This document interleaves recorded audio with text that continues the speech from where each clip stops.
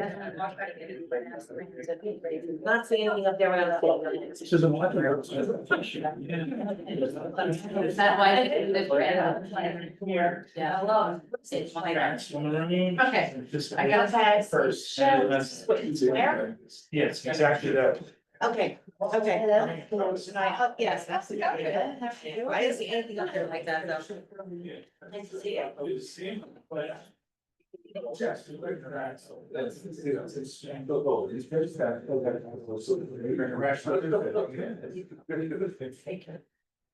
We're trying to get it out. Trying to get it to 21 more. I'm like, well, a lot of times the last her. And the court said, no, wall at, and then. Oh.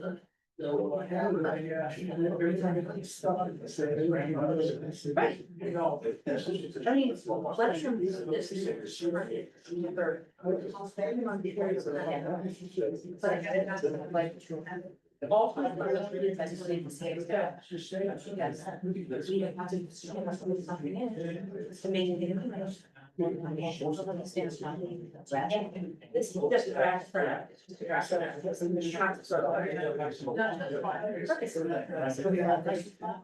Great. Yeah.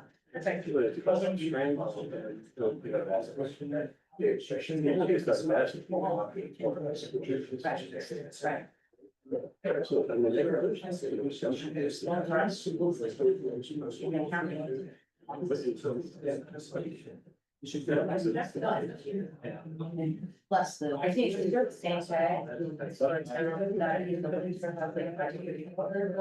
In summer has to shop so much.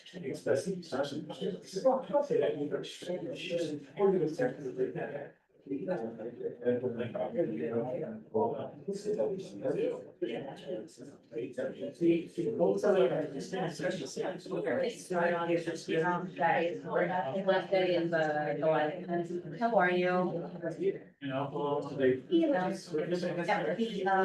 Bill was last. Was it Megan Bennett? Yes. Okay, yeah, I think that's what I started. Okay, because I see that. My neighbor's like that.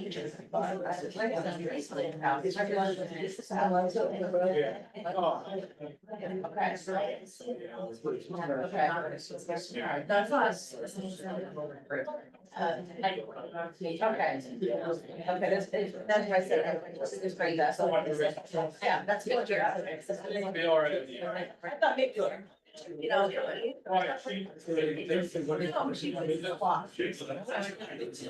but no, I appreciate that. Okay. But it's got to come out. Yeah.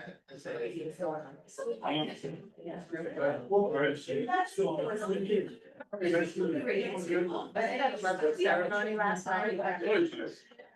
Their 6-year-old. Right? Yeah,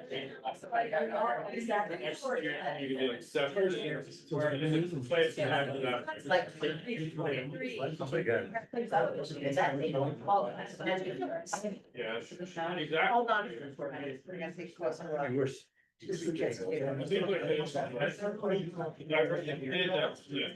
With that, yeah. She's only like, that's not, but it's on. I think so. It's gonna be hard, I guess. I mean, it's, that's sort of like amazing. So he is like a sword. Yeah, so like, Dr. Butterworth was saying, like, he doesn't say or one word. Sorry.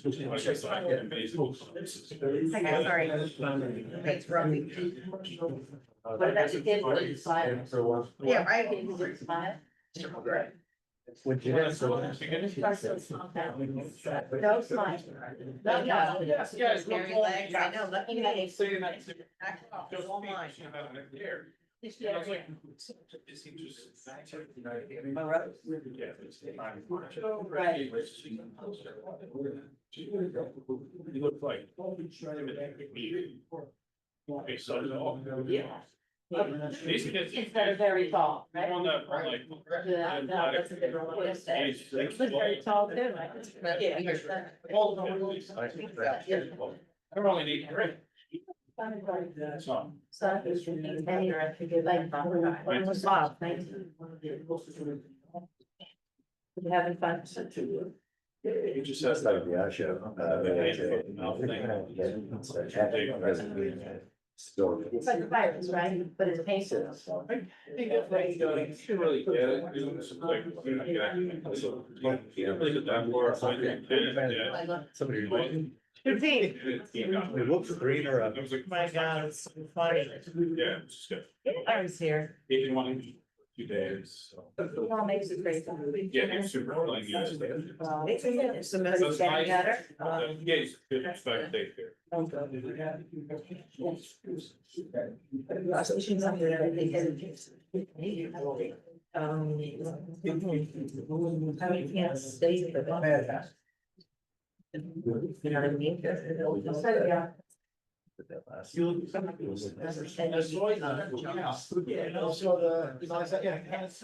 obviously, it doesn't give us any figures, huh? It just says when it's approved. So I just, right? Like, permit was submitted. As the years went on. Received. It was a wonderful. It's great to see. It's always nice. Yeah.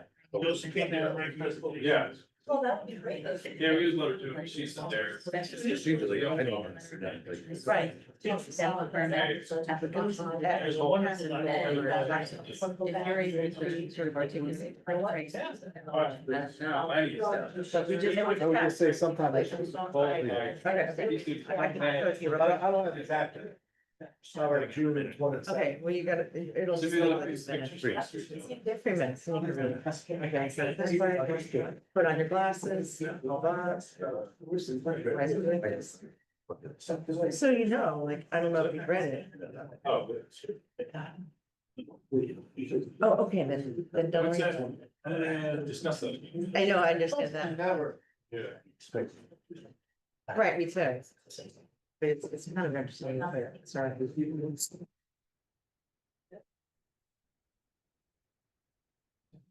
We don't have this. Right. You're Mr. Weber. Mr. Webber. Well, he still has a minute and a half to get here. I read Jeff's report, all 94 pages. I'm so sorry. I got it. too. No, it's good. A lot of it was, I already knew, but it was great. Thank you. Yeah. Sarah Sharon's report. Oh, yes. Yeah. Fascinating, Yeah, right? All the it's statistics. Yeah. Very interesting. Yeah. But I have a question too, like a lot of times it says, houses that. Because the construction, you know, probably hasn't been installed. Yeah, I'm curious about what that means, but there's like Or six houses the in that house. But, You know, those you guys, it's like not a flood. right. I don't know. Yes, that's what I was, because I was like, there can't be that many houses. But, you know, if you look how many houses were down in like, I think it was 2017, there's 28 houses torn down. So to me, they're under construction. So they're not gonna have Yeah, plumbing. I wasn't sure that. Yeah. That's a good question. What? You talking to me? No, point of order. What's your point of order now? Talking to me? Point of order, it says 6:29. Right. 6:29. We're waiting on, the attorney and John Weber. Eric, no word from Canada. Yeah. They just. He knows. Going 80 miles an hour down Route 34. It's Wednesday. Oh my goodness, let's just do it. Call this meeting to order, please stand for the pledge of allegiance. Pledge allegiance. To the flag of the United States of America and to the republic for which it stands, one nation, under God, indivisible, with liberty and justice for all. I wish to announce that the 48-hour notice is required under the Open Public Meetings Act was emailed to the Asbury Park Press, the Coast Star, and the New Coaster on December the 19th, 2024. That a copy has been placed on the bulletin board of the borough office and that a copy has been filed with the municipal clerk. As a courtesy to the public, this meeting may be attended via Zoom. If for any reason Zoom fails or is disconnected, the in-person meeting will continue without interruption and action can and will be taken, providing that there is an in-person quorum. Mr. Noble? Here. Mr. Greenblatt? Here. Mr. Nowicki? Here. Mr. Weber? Here. Mayor Kubatozzi? Here. Good evening, ladies and gentlemen. Thank you for joining us this evening.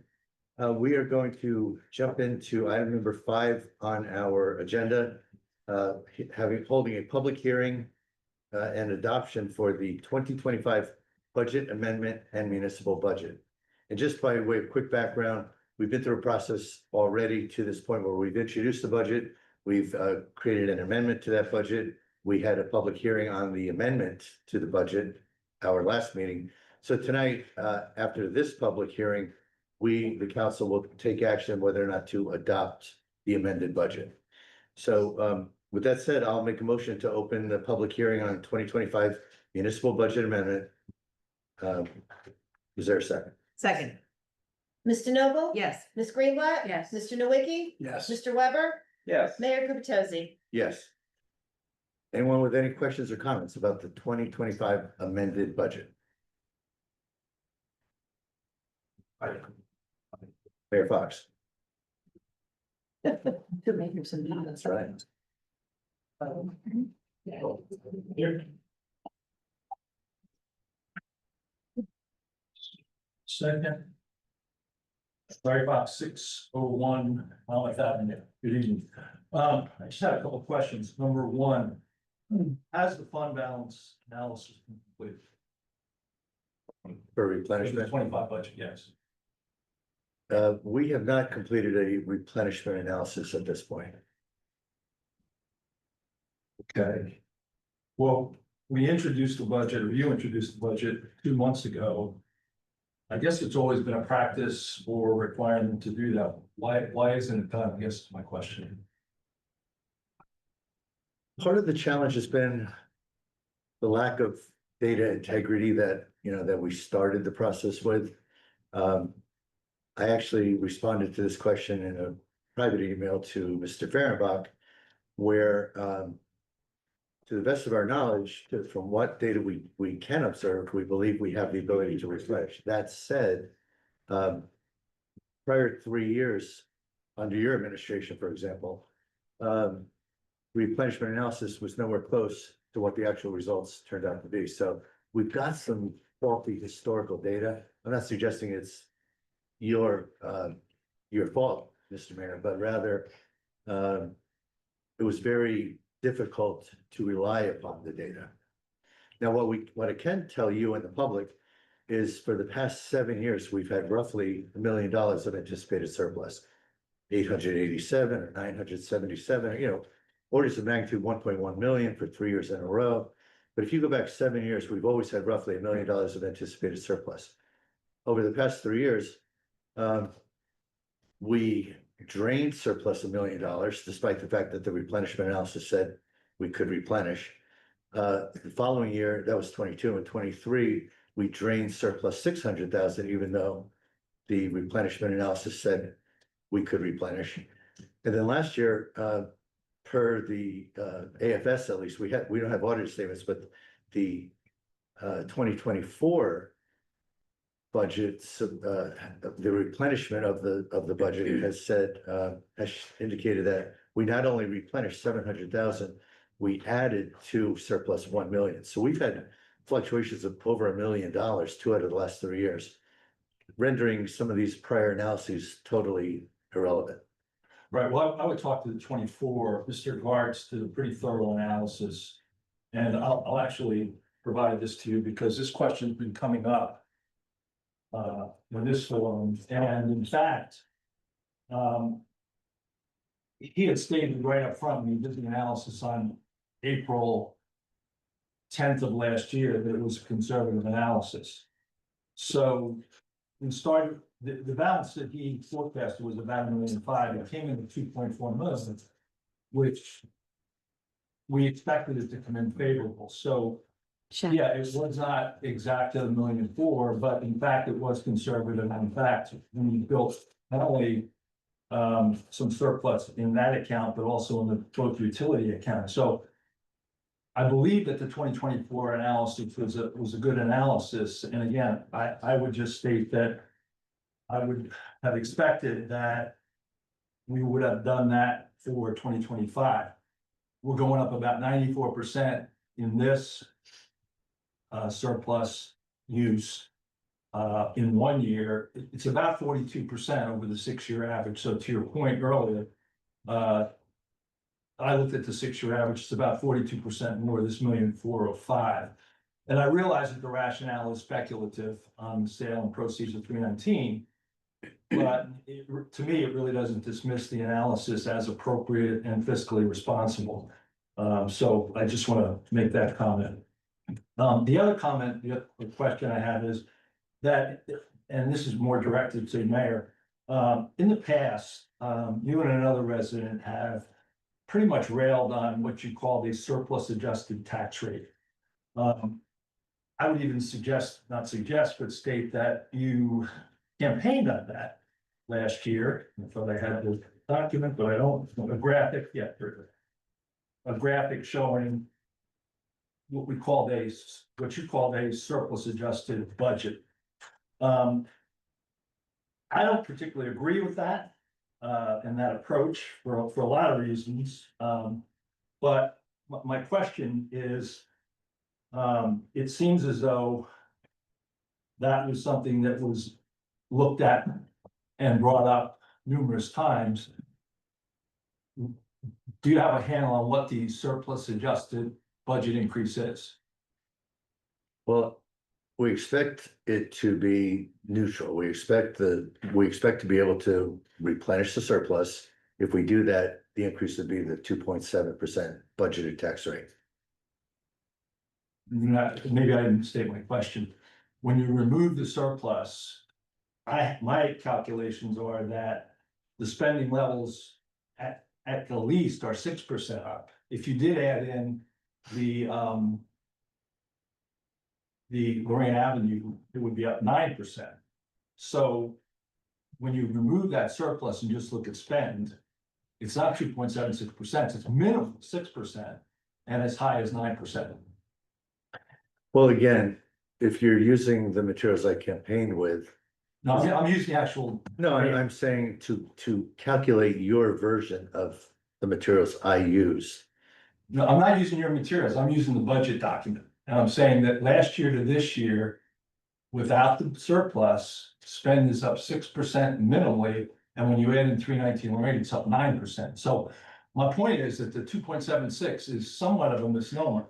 Do I agree with the surplus adjusted budget conversation? I don't, but I was just curious that it was such a strong point that you continued to bring up along with another resident that you would have looked at it this year. I think we're sitting here, I'd love to answer your questions, but I think we're talking apples and oranges because the surplus adjusted data that I provided, and to your point that I campaigned on, it was a combination of two things.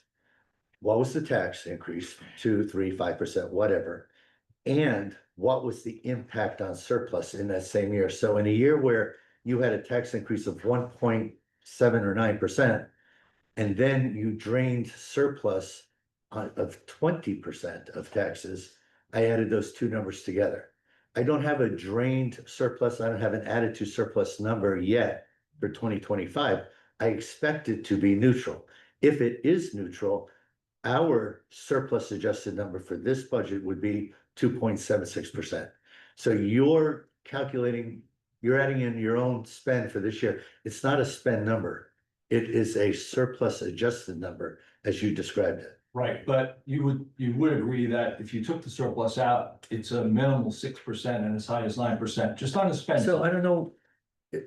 You've got numbers you've calculated. When you say 6%, Yeah, I provided it too. regardless, are you, for example, including dollars budgeted to pay an employee over $100,000 over a couple of years that your administration was supposed to pay and didn't? Are you including that in I'm your including budget calculation? numbers. I'm just including, if that's in the. It's in our budget. Yes.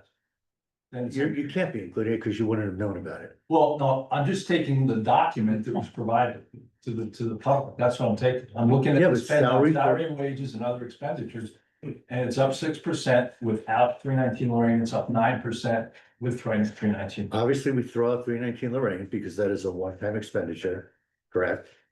No reason to keep referencing 9% unless you want to count $4 million of revenue coming in, give or take. Well, it's not gonna be $4 million of revenue when you net it down. Not when you net it down, but revenue coming in will be $4 million Right. before we net it down. you don't want to count that, I presume. No, I'm really looking at 2025. You're talking about spend, but if you're going to count a demolition charge expense appropriation of 380,000. That's deceptive to the public. And as I said, my point on that is that it is speculative. Do we expect to get that revenue? I would assume we would, but it is speculative, and the numbers are the numbers. It is 9% when you look at the numerator and denominator. I'm not arguing that. I'm saying, do you understand the number of one-time expenditures appropriations are in that number? You're- I Numerous one-time expenditures that we do expect to be able to recover. We do hope to and expect to retain most, if not all, of the net revenue that we gain from the church. We believe that we have sufficient buffer in our appropriations, and we have unanticipated revenue that we should have increased about $300,000 this year.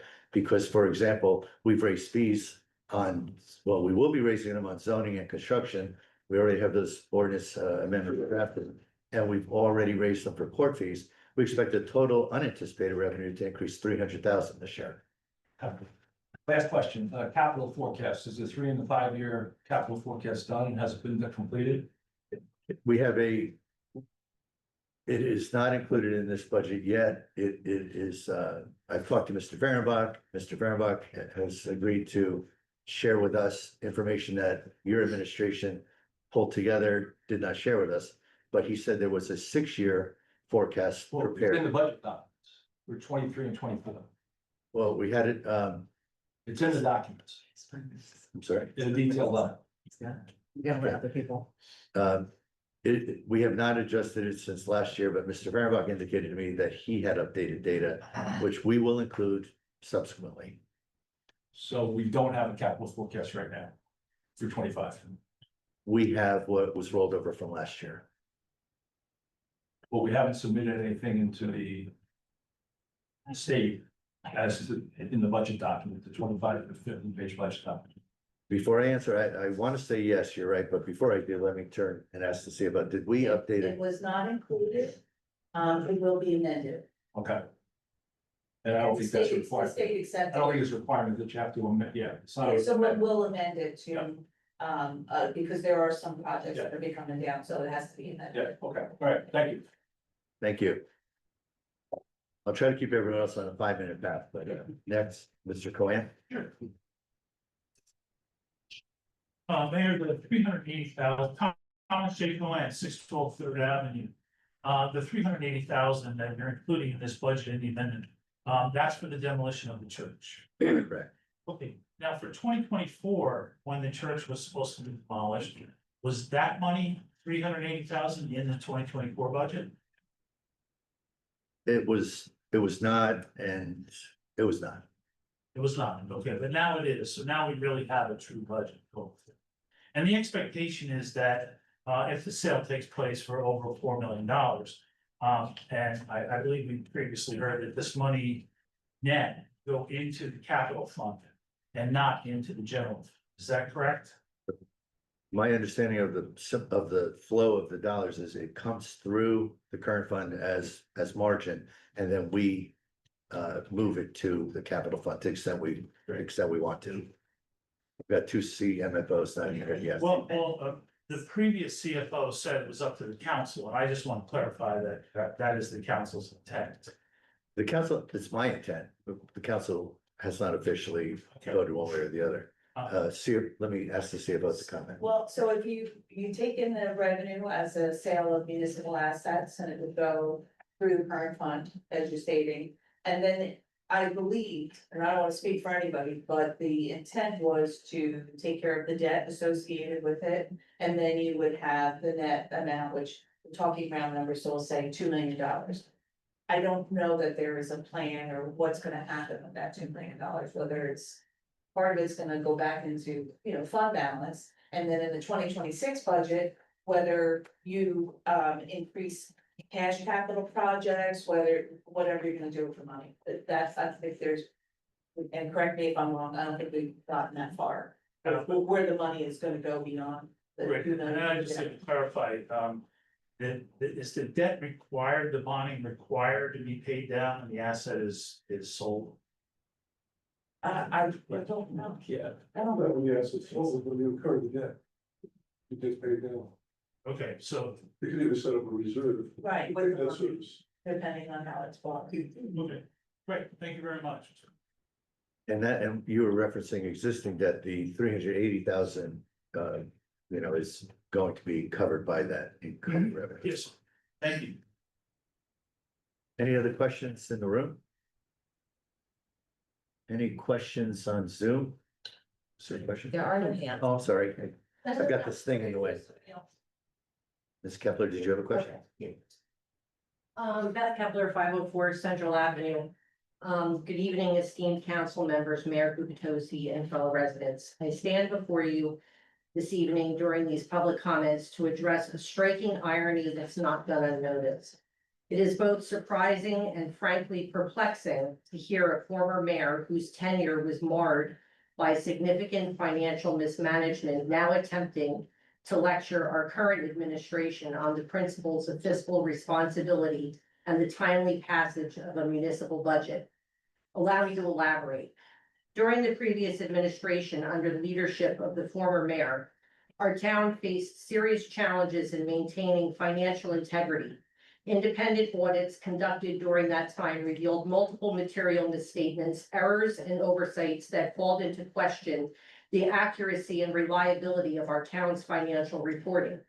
These were not minor clerical mistakes. They were substantial issues that eroded public trust and raised serious concerns about the stewardship of our taxpayer dollars. Such missteps created unnecessary hurdles for our community, forcing us to grapple with the consequences of poor oversight and questionable, at best, decision-making. Perhaps even more telling is the issue of the budget process during that administration. The former mayor presided over a period when our municipal budget was not finalized until August, and an astonishingly late date that left our town scrambling to allocate resources, plan for essential services, and meet the needs of our residents. This delay was not a one-time occurrence, but a reflection of a broader pattern of inefficiency that hindered our community's ability to function smoothly.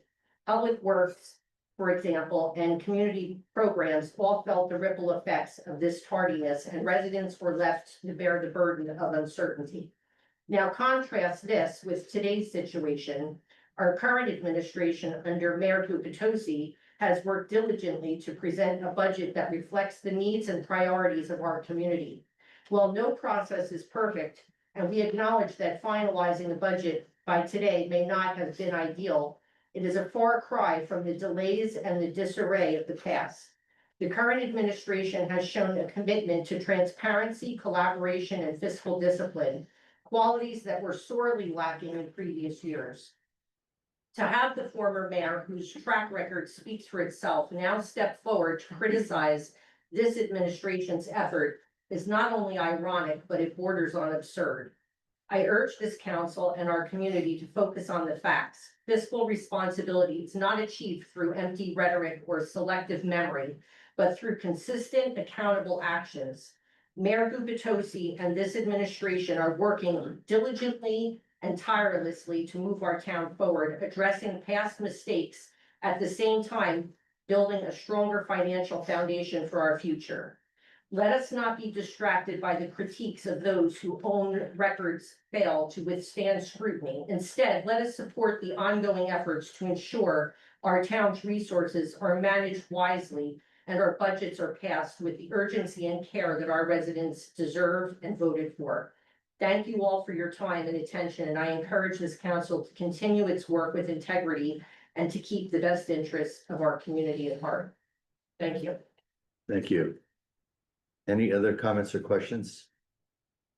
I will make a motion to close the public session. Mr. Noble? Yes. Ms. Greenblatt? Yes. Mr. Nowicki? Yes. Mr. Weber? Yes. Mayor Gubitosi? Yes. I'll open it up to discussion among the council. Any comments or questions about the amended budget? Good. Okay, I will make a motion then that we vote to approve resolution 2025-216, the adoption of the 2025 municipal budget. Second, Mr. Noble? yes. Ms. Greenblatt? Yes. Mr. Nowicki? Yes. Mr. Weber? Yes. Mayor Gubatosi? Yes. Okay, one exciting session after another. We are now going to item 6 on our agenda. Workshops. We are going to have our planner, Ms. Jennifer Bean, share with the council an overview of our housing element and fair share plan.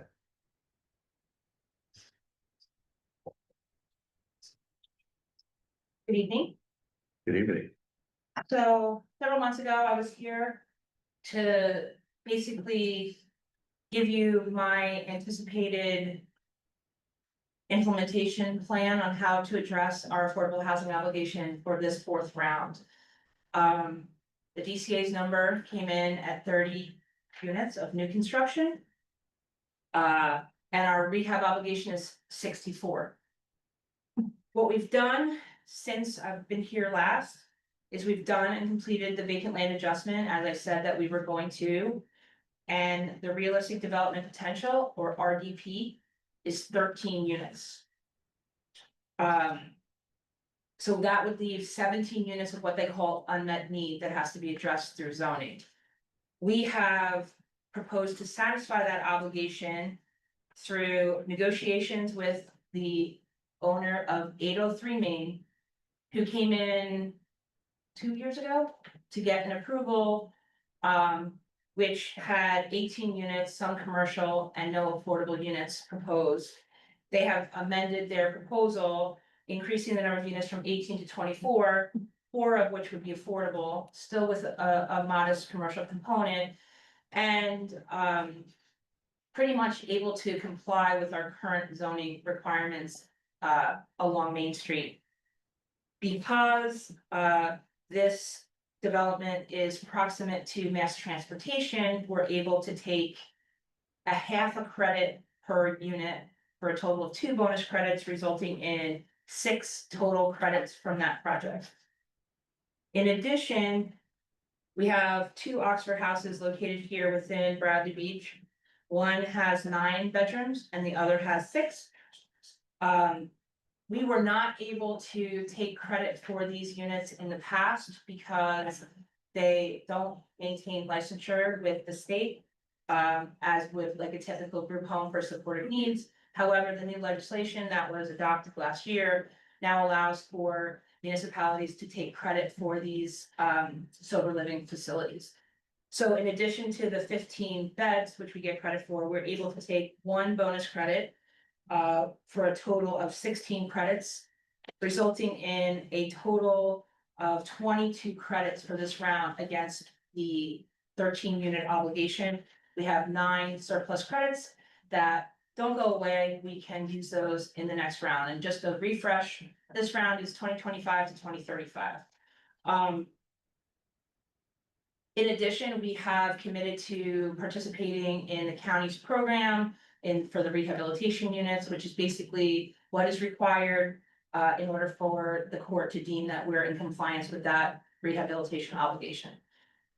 So basically, that handles, our obligation. Now, if we move over to the unmet need. So in order the legislation requires that whatever we do in terms of zoning, and I know that we've been working very closely with the land use board on this issue, has to at least be able to produce 25% of the unmet need.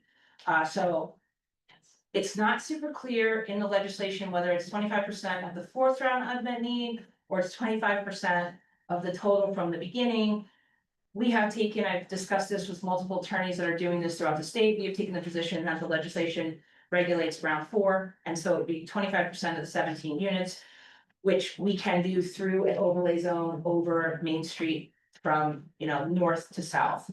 We had a draft ordinance that was provided as part of the housing element and fair share plan that your land use board adopted. It is very rough, given this ridiculous time frame on how municipalities have to get all these plans approved. and submit it to the court by June 30th in order to maintain unity. We were working through some zoning when we were dealing with this issue in the prior round before we opted to withdraw. So we have included that as a good stepping stone, as a draft commitment to overlay Main Street for mixed use. The special adjudicator at the time was Mary Beth Flanagan, and Rachel Larkin from Fair Share Housing Center was working with myself and Ron Pichero on coming up with a draft ordinance for Main Street. They had proposed on each end, the north end and the south end, to allow for standalone multifamily residential without a commercial component. We never got far enough along in that negotiation to even get governing body weigh in at that point. It definitely was something that they've asked for. I fully anticipate Mary Beth asking for the same thing, but all we're required to do to put in here to maintain compliance with this June 30th deadline is a draft ordinance. And I know we've spoken, TJ and I actually just recently, that, you know, we'll be working with, you know, you as well as the planning board to come up with an overlay that you feel comfortable with in terms of height, density, 100% multifamily, mixed use, whatever you'd like to go in there. But right now, we needed to put something in here in order to maintain compliance, because part of the legislation requires that these draft ordinances be incorporated into the document. Typically, we wouldn't even have included it until we were farther along in the process. In addition to that overlay zone on Main Street, we're required to have what they call a mandatory set-aside ordinance, which means that if any project anywhere within the borough is 5 or more units, 20% have to be affordable with a minimum of 1. Meaning, if it's what happens, and we've seen this throughout the state, is when you just say 5 or more at 20%, you wind up with a lot of 4-unit projects with no affordable units as part of it. So the minimum of 1, but anything 5 or above, it would be 20% affordable to comply with that requirement. And then lastly, we have the development fee ordinance, which you approved last year. So that is still in effect, where any development that takes place in the borough, if it's a residential in nature, it's 1.5% of the equalized assessed value or the change in the assessment. So if someone does an improvement on their house, it's not of the total assessment, it's on what the improvement changed. If there's no change in the assessment, there's no fee. And on non-residential development, it's 2.5%. And that actually is now incorporated into the municipal land use law. So there's really no wiggle room with respect to that. But other than that, you know, that is our plan in a nutshell. When was the meeting? Do you remember? Was it last week? 2 weeks. 2 weeks ago. So the land use board approved this 2 weeks ago. The document was submitted to the court. The legislation requires that the document be submitted to the court within 48 hours of any land use board, planning board approval. So that was submitted. So I know in your regular meeting, you have a resolution endorsing this document on the agenda. That would be forwarded, I mean, tomorrow, hopefully. But other than that, we're in good shape, and we anticipate getting comments back, probably mostly from Fair Share Housing Center. They have till the end of August to appeal or issue comments or what have you. So I anticipate that in the fall, any kind of negotiation and discussion, any kind of proposed amendments will be coming at that point in time, after which time all these zoning ordinances would be adopted. So the legislation requires them to be adopted basically by the first quarter of next year, but there's no harm in doing it. If we have a plan everyone agrees upon, we can just adopt the ordinances and we're good. We would maintain immunity, get a judgment or repose until 2035. Great, thank you. Questions from Ms. Mead? Yes. Can we go back to the 4-unit developments? Does that, with the minimum of 1, does that mean that nobody builds 4-unit? Like, I'm just trying to, No, it means like if you come and you have a proposal for a project that has 4 units, one of them has to be affordable. okay, even though it's not 20%. Correct. So what if you have a proposal for building 3? I'm just wondering if the developers just ratchet it down. One of them will be affordable, minimum of 1. Okay, 2, One will be affordable, and then 1, one will be affordable. if you wanna, if you're just gonna build a single family house. No, So well, that's. this is more like multifamily, so it'll be more like Well, but if you're building one, that's not multifamily. no, so you're not asking for multifamily. What I'm thinking is that it'd be like a mixed use kind of thing, or some kind of like multifamily development. It would not, if you're building a single family house, that would not kick the mandatory Does it set aside. depend on the zone, or No. does it depend on what you're building? What you're building. What you're building? Yes. So if you're So building, someone, let's kind of say, comes for a use variance and wants to build, you know, a townhouse project or apartment project in an area that you don't allow it, and the board approves it. I have never seen that happen here, but let's say it happens, then that mandatory set aside would have to kick in. but I'm trying to get to the like, trying to think like. How the developers are gonna try and get around this by just, but you. Well, that's why the minimum of one is there, because what happened was, historically, it would just be if you have 5 or more, 20% have to be affordable, which is 1. So you have a litany of these projects, which is have 4 units, so it never kicked I in. understand, so but what if you're just building a duplex? If it's multifamily and it's not permitted under the zoning, you would have, one of them would have to be affordable. Gotcha, well, that's good, then I have another question, so to take it back to the beginning. You used a term, you're going through the numbers, and I was all very familiar with it until you said, so we have the 17 units of unmet need. Now, I had my head around the 13 is our obligation, right, and we've already, calculated how we're meeting that, but the 17 of unmet need. I'm not, like, how does that? come into So- play? The DCA gave us a number of 30. Right, We adjusted the 30 to 13. and that's our obligation. So 30 minus 13 equals 17. So the 17 units that are left don't just evaporate, they go into what we call unmet need, which is why we have to do the zoning. Okay, but the 13 is what our actual obligation is, like, we have Yes. to provide those units. Credits, yes. Okay, so the 17, they expect that to be addressed in the, like, anytime in the next We 10 years? just have to provide the zoning. If not Okay. one unit is ever built, it doesn't matter. We've complied with the unmet need by providing the overlay zoning. So overlay of Main Street and the mandatory set aside. Those are the mechanisms that the court will accept to address that unmet need. Okay, and we're actually providing the obligation of 13 through what you said, the 801 Main. And combination of the Oxford housing that Correct. previously didn't count, okay. Correct. And I'm just saying all this because, there's been some people that are very adamant advocates for affordable housing, as they should be, and they've come here and they've said a lot of things, and I feel like the town is doing everything that we are supposed to do. And we're doing it, and we're getting there, and they've stopped coming because they think that we're not doing anything or something, so, appreciate your efforts and explaining this in plain English, and thank you very much, No, no. Jennifer. Other questions? Just adding to that, I think, we've been the most, especially thank you to you, Mayor Gupatosi, we've been the most proactive. Mayor and council ever. These development fees were created, but they were never enforced, so this is the first year that we're doing that. We're complying with the state regulations, we're improving the housing stock, we're building up the trust. So I think these are all great things. Thank you for your time. Thank you for the land use board as well, because I think we're really, and we're exceeding what we have to do. So I think this is really good news. So I have a question. So on the 64 rehab units, that program that we have to put in place. How is that gonna come about? What's the timeline of us putting it into place? We're collecting the fees on development fees. Correct. And so there's other obligations that we would have to do, set the account, the trust account. Accumulate that money and then advertise, also hire a person to manage that, administrate that. And then Yes. that's tied to the county program. Could you just elaborate on that a So- little bit on the time frame that we would have to do this?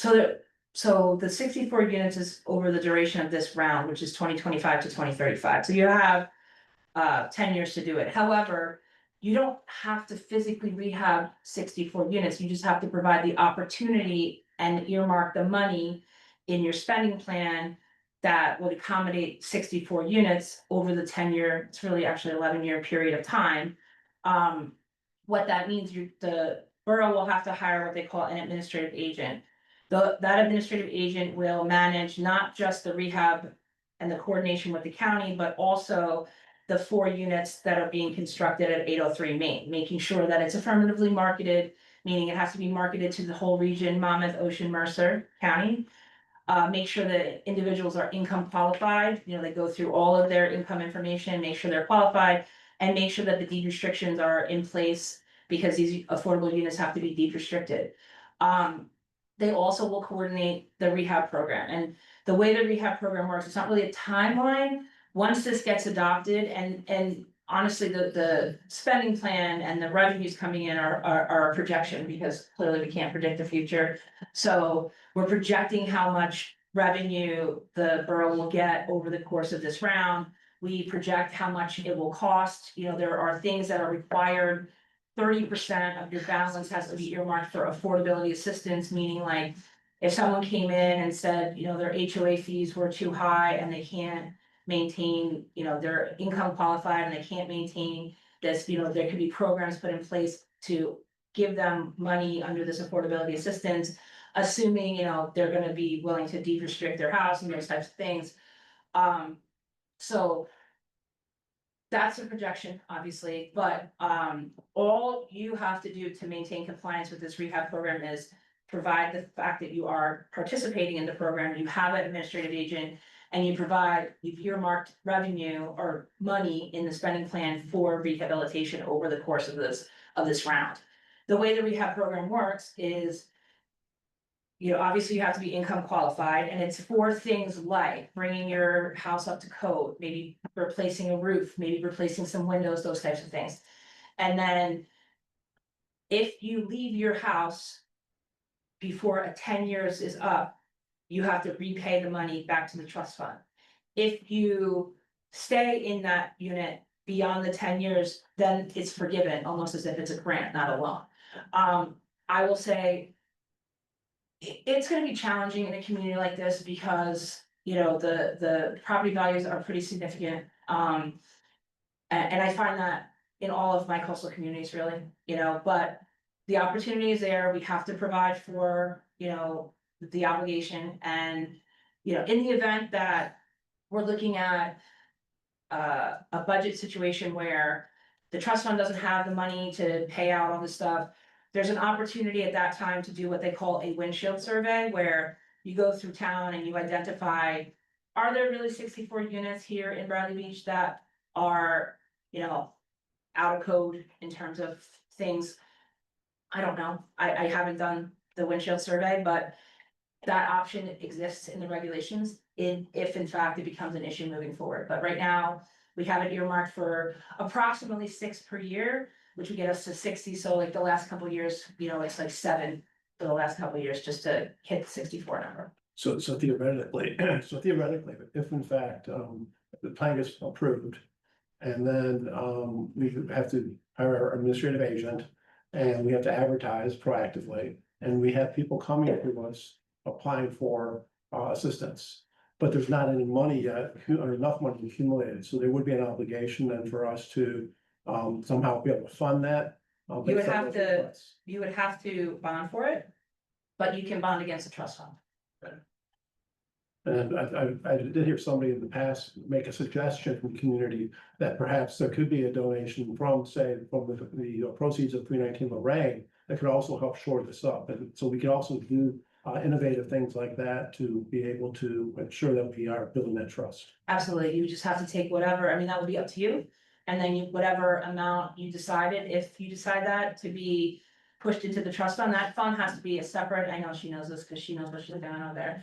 But has to be a separate fund, separate and apart from all your other funds and things like that. You know, and then what the court will require is, you know, the bank, the interest rate, all that good stuff, which she's provided for us. Right, thank you. John, go ahead, I had one more. please.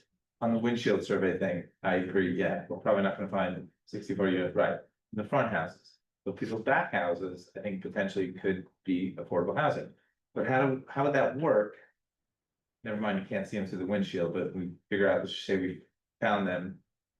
But if the, you know, the value of the property or the income of the owner, I mean, you know, It's gonna be tough here. That's, you know, and I find that, you know, I do this basically from, you know, Manasquan all the way up through Deal. I have to tell you, I have seen single digit rehabs. Cumulatively. okay. And then when you say something's not up to code, could it just be peeling paint? Could be. I could have been on that list. Me too. That's what I'm thinking. I did have my house painted this, so I think I'm off the list, but it could be a bad roof, it could be Yes, anything that's not up to code. Correct. So it could be something that simple. yes. But on this point, if it's a high income individual, They would not qualify. they would Right. not qualify, Okay. so. you'd But be they on that list might for a be on very the short list, period. right, but still. Then we kick you off. But just because there's 64 houses, doesn't, they don't know how much these people are earning. No, and that's why you have the administrative agent that would go through the process of income qualifying. Right. You know, and the income levels vary depending upon the size of your household, right? So a single person household, the income levels are significantly less than if you're in a household of 5 or 6 people, that it's not one income, it's dependent on the size of your household. So I think it's important to, so number one, thank you for all the work you've done for us, and I know you've had a very intense 6-month period. Culminating with June 30th, so Yes. as you're getting these reports filed. Anxiously awaiting June 30th. I think it's important to say for the public's benefit that others have made reference to this, but this council is doing everything in our power to not only comply, but to aggressively push forward, making funding available for affordable housing.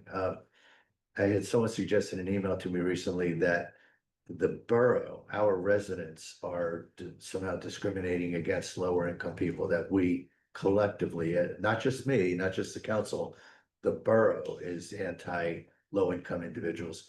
I have seen no evidence of that, clearly none on this governing body. You mentioned, Ms. Beam, that, you know, and I forgive you for being off a couple of years, but you said last year we introduced the ordinance for development fees. It was actually introduced and adopted in 2017. Yes, but that was not correct. Yeah. So we did recently adopt a new ordinance and establish the fund, I think last year. So those ordinances that were adopted in 2017 were never formally approved by the court or by DCA, whoever was managing it at the time, because there was no adopted housing element fair share plan. So that was redone recently. And the point being, there've been efforts underway for years, right through to my first 2 weeks in office this year, where we flicked the switch that said, let's start collecting these fees. There has been already very preliminary discussion, just one-off discussions about could we take a chunk of money, put it in this trust, because our trust is bare, because we have not been collecting for, could have been 7 years. So you know, we're talking to different developers in town. You mentioned one of them, the Autotech property, and we've worked out a compromise position there. We're talking to other developers as well to try to secure units as well as potential funding to support this. So I appreciate your efforts to support us. But as our message to the community, we're doing everything in our power. Even though we are deemed to have satisfied our current obligation, we're doing everything in our power to continue to provide affordable housing.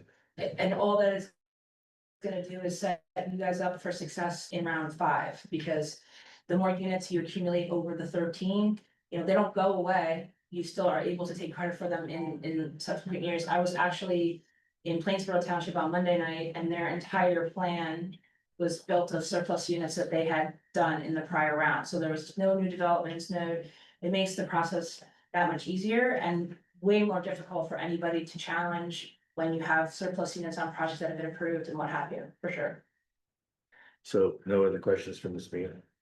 So, okay, no cancel questions. Okay, so typically, one second, typically we would hold public questions for anything related to the workshop until we get to item number 9 on our agenda. However, in the interest of letting Ms. Beam go home, I'm going to open up questions for the public now so we can take advantage of Ms. Beam while she's here. Mr. Cohen, you had your hand up? Yes, Thomas J. Cohen, 612 Beard Avenue.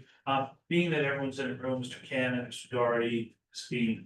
At our last meeting, when we did adopt this plan, the land use board, we did schedule a workshop for, I believe it's our July 17th meeting of the land use board, because all the land use board members were concerned about the draft ordinance. But they have some really, really good concepts in terms of the VOR and the OP zones, so that I think we can really work through it quickly. My question really to Mr. Cannon and Ms. Beam is, do we expedite it now and do it in 2025, or do we wait and do it in January of 2026? I mean, if we have. I think you have to already- see how the process plays out after we file it. If you have objections, then it might take longer. I don't think we can plan that timeline until we see what happens, for at least the first comment period of filing the I plan. mean, there's nothing to prevent us from doing it in 2025, but I agree with Mr. Cannon that, you know, there's so many unknowns, this process is brand new, and so we're not really sure, you know, like right now, the focus is June 30th, so we're not really sure what we're gonna get over the summer. We may get nothing, right? We may get people coming out of the woodwork, we just don't know. I would not recommend adopting the ordinance until we have the balance of the plan pretty much set. We will be expeditious in terms of. 100%. I mean, there's nothing to stop us from doing the work now. Right. To set us up, so when the time is right, we're ready to go. There's nothing to prevent that from happening. It just, I wouldn't recommend adopting any of these ordinances until we get farther through the We'll process. just turn it over to you and leave it, you know, once we've completed the land use board level, we'll just turn it over to you. You I'm guys- sure Fair Share will have a comment. Yes, and being Wiener Law Group is the affordable housing attorney who's handling specific Yeah. compliance filings. And yeah, it'll turn over to them and they'll tell us if we have. And then the ordinance changes would be done here, though, right? We would have. Ultimately, yes. Yes. Great, Yeah, okay, yeah. thank you very much. Are And then there, probably, and then come back to you, and then come back to you, Right. yes. You'll be in the loop. we good? Other questions? Yes, sir, Come on. please. Yeah. Actually, if you would state name and address. I'm Bob McAllister from 412 Fifth Avenue. And I had a question with respect to the credits for the Oxford houses. What is our level of confidence that those are not going to be subject to challenge?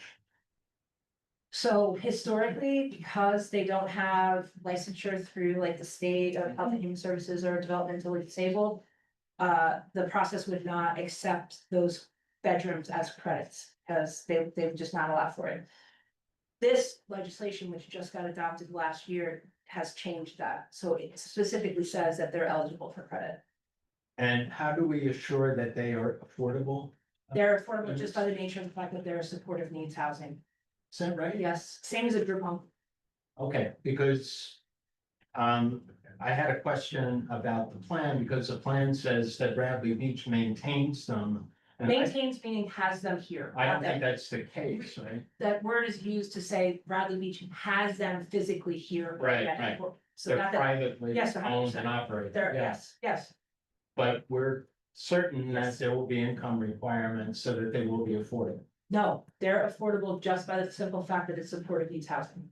That is one of the groups of creditable use types. So if there was a group home of developmentally disabled adults, which is regulated as a single family home, so would not need any board approval or what have you, half the time towns don't even realize that they're there.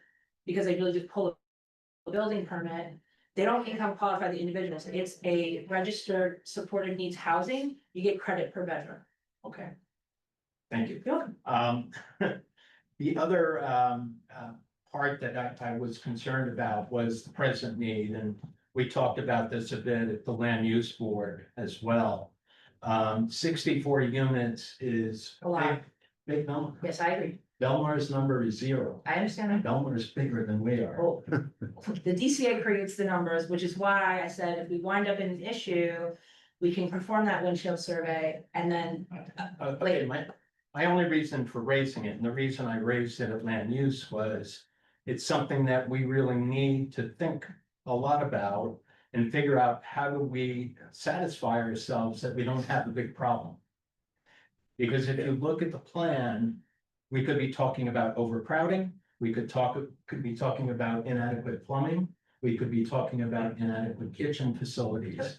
It's a bad look for Bradley Beach to have a big number like that, so if the number's wrong, that's great.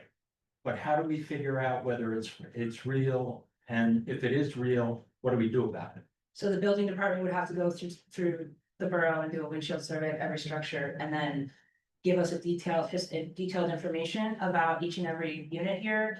And they would come up and say 64 is not real, we found 15. But they would have to go through that exercise.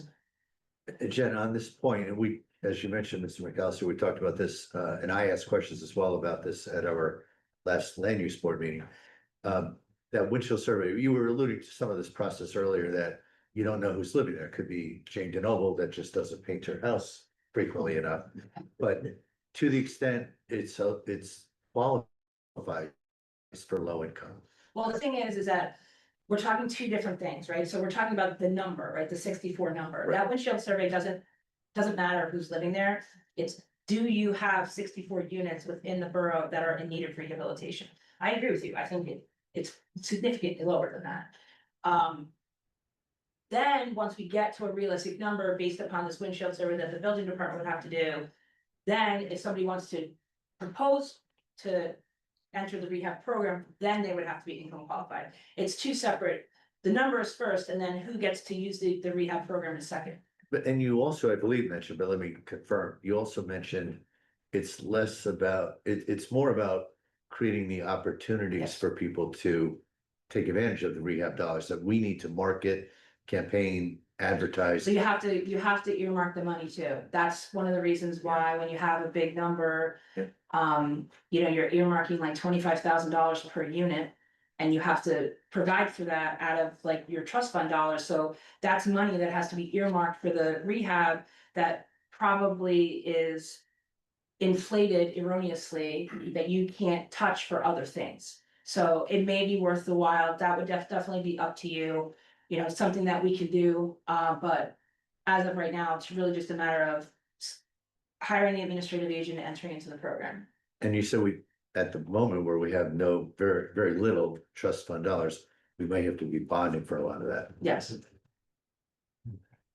And did I understand before that, for the development fees, we're collecting them under a new ordinance? I think that we adopted it last year. Because when the special adjudicator and Fair Share Housing Center reviewed the ordinance that was on the books from 2017, they found some. Changes to the language that needed to be made, changes to the law that needed to be made, so those things were made, and the fund is open, right? We have a trust fund, right? Yes, Yes. Yes. Okay, and we are collecting. very good. Thank you very much. Thank you. Other questions or comments in the room? On Zoom, questions or comments? Okay, Ms. Beam, thank you very much. We'll close our workshop. I'd like to move to item 7 on the agenda, presentations and bids. We have another special guest with us tonight, Mr. Fred Ebino. Mr. Ebino, I put a couple quick notes together for you. Number one, I wish former Mayor Fox might have been able to stay with us a little longer, because I did ask Mr. Ebino to, the council hired Mr. Ebino a number of months ago to give us a look back focus and understanding of, where we, the municipality, have struggled financially, give us a sense for the nature of the challenges. And, the real focus here that we charged Mr. Ebino with was to say, tell us more or less what went wrong. How can we learn from the past so we can fix things going forward in the future? And I think I even presented it at the time we were hiring Mr. Ebino. We said your sole focus was to look back. What we do plan to do is learn from the past. Not coincidentally, we have officially assembled a financial task force. And under the guidance of our CFO, Jeanette Larison, Jeanette is clearly leading the charge here to help us fix flaws in our current structure. Our collective hope is that we'll be able to utilize some of the expertise we have in our residents to help us move forward. So a couple quick things. Mr. Ebino delivered a 10-page report, counting the last page, which is an attachment. But a 10-page report, in my opinion, very thorough, very informative, a lot of insights, not only in terms of what went wrong, but what we need to do to fix things. We have asked him to present tonight. I did ask him specifically to present in an overview fashion. He's not going to read the report. We're not going to share the report with you live tonight. It is posted on the borough website. We posted it 6 o'clock-ish, 5:30. 5:30. It's a little before the meeting. It is out there. If you've seen it already, great. If you haven't yet seen it, you can look at it later. If you do have questions after Mr. Ivanow's presentation, Ms. Larson and I will try to handle those at a subsequent meeting. But tonight is really just to give everyone an overview of the work that Mr. Ivanow has done. So Brett, can I ask you to present? Absolutely, thank you. And thank you for bringing me aboard. To help out, and thank you for giving them my report. Can you be at the microphone? And Fred, are you able to speak at the microphone? It might help your voice, Barry.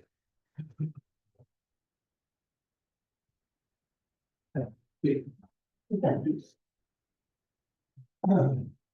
like Mayor said, I will be brief. I'm not gonna read you a technical report unless anybody has soothing problems.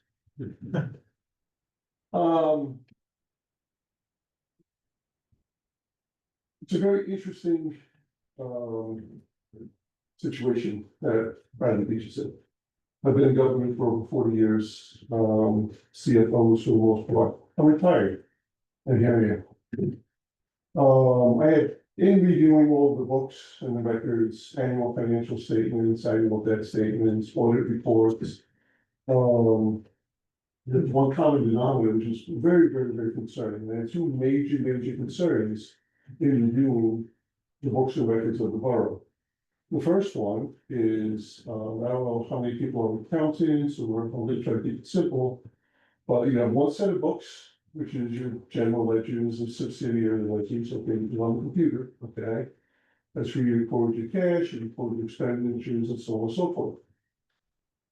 At the end of the year, you do an annual financial statement, okay, which is supposed to report what's on your books. And after that, you do an audit report. Now, all three should coincide. There could be some little things here and there that are off. You make a little adjustment here, a little adjustment there. When I looked at everything, I was looking at three sets of books. It was on the ledgers, it was on the financials, and it was on the audit report. Totally millions of dollars off. It wasn't even close. Okay. That was concerning, to say the very least.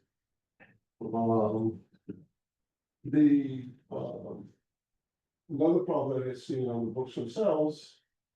In the accounting world, you have debits and you have credits, okay? Debits must equal credits. Debits do not equal credits here. Okay, that's been going on for several years. The other major concern that I had is something that is called an intrafund. What an intrafund is, it's money that is borrowed from one fund to another fund. That's totally legitimate, totally legal, but you have to pay that money back before the end of the year. Meaning, let's say if the capital fund needed money, okay, I want to borrow money from the current fund, okay, so borrows it, but by the year end, it gives back. I've heard some discussion with surplus, okay, when you don't pay those interfunds back, number one is bad accounting, number two, you restrict your surplus, okay, or your fund balance. Interchange for words mean the same thing. But once your surplus has been restricted, you've got millions of dollars, okay, in surplus. Why they weren't liquidated? Beyond me, because in many cases, you had to actually do it, just for the fund. No way to know.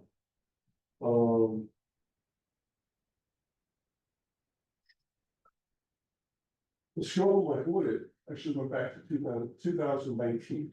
Okay, so it's not like we're taking shots at administrations or who shot John. I'm not even looking at CFOs, I'm looking at administrations. I'm just looking at the books and records and find out why the borough is in financial condition that the finance is in today. And in order to do that, I went back. We're all the way back to 2019.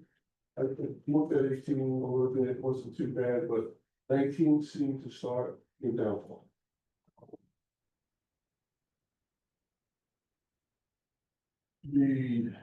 Some of the highlights of the surplus, which has not been regenerated. Now, what is surplus in a budget? Okay, you have all of your revenues that you anticipate, and you have all of your expenditures. Okay, ideally, they're equal, okay, but when they're not, it's permissible and very common to use surplus to plug that gap so that you balance your budget. Okay, municipalities have a zero balance budget where revenues have to equal expenditures, surplus is considered a revenue. Ideally, when you're using surplus, if you're anticipating X amount of dollars of surplus, you want to be able to regenerate that surplus to equal that, if not better than, okay? By increasing your, collection of taxes, by increasing your local revenues. So the news has been all bad, the collection of taxes for over 99%. So, which is very good, so taxes are coming in. It's almost surprising that your finances are working. I think a large part of that is due to the collection of taxes. Those are one of the areas that are on the books, all over the books. The 2022 audit had not been completed until 2024. The 2023 audit was just came in a couple months ago. Now, I'm not blaming the auditor at all. In reviewing the audits, they did a great job. However, being handed the books the way the shape of the books were in is why it took that long. Again, no negativism against the order. Phenomenal job. It's just that when you handed this, it's almost like you had to put the books back together. So, and almost like one of these all work, because you had nothing really else to work on. There was a tremendous amount of lack of controls and internal controls. I'm real big on internal controls. The internal controls, you don't have all of these other issues. So there's a severe limitation of internal controls, which have to be addressed. On the audit itself, on the 23 audit that was just recently came in, there were 11 comments and recommendations. When the auditor does the audit, he reviews all the books, he puts everything all together, and where he sees problems, okay, he identifies those problems as a finding, and then also adds to a recommendation. 11 findings is quite a bit. Ideally, you want 0. Is it common to have 1 or 2, something like that? Yeah, that's common, okay? Hopefully nothing of any large magnitude, but it's common. Here you had 11. Well, those 11, 9 of those were prior year findings. It means that in the prior year audit, those were not addressed. That was the 23 audit. In the 22 audit, there was 16 comments and recommendations, of which 8 were prior year comments and recommendations that were not addressed. And then I went back to 21. There were 8 findings in that audit report, okay? Much of which were part of the 9 and 22, and then 23 audit as well. So it doesn't look like much attention was given to the audit. When I look at the audit reports and I look at the annual financials, when I look at the records, when an audit comes in and it makes adjustments to balances, you're supposed to, have your books equal to what the audit is. So you're starting out with, any balances, so your beginning balance in the next year, the same number. I don't see any of those adjustments. I don't see any audit adjustments, so, records are just so bad. Well, why is this also important? One, there's no financial integrity, which is needed, but that helps in your bond market, it helps in ratings. Another reason why is, we talked about the budget earlier. How do you put a budget together if you don't even know how good the numbers are? Okay, so you don't want to put a budget that you could wind up with a deficit. And then have to raise that deficit the following years. It's extreme. I always like to look at the finance department being like the nervous system of the body. Okay, it's not any better or any worse than any other department. But when your nervous system in your body doesn't work, your other parts of the body have all kinds of problems. When the finances don't work, public safety, public works, recreation, other departments also suffer. Okay, well, we can't buy police cars, we can't get public works equipment, we can't do this, we can't do that. Okay, so the finances really have to be in place and they have to be in good order.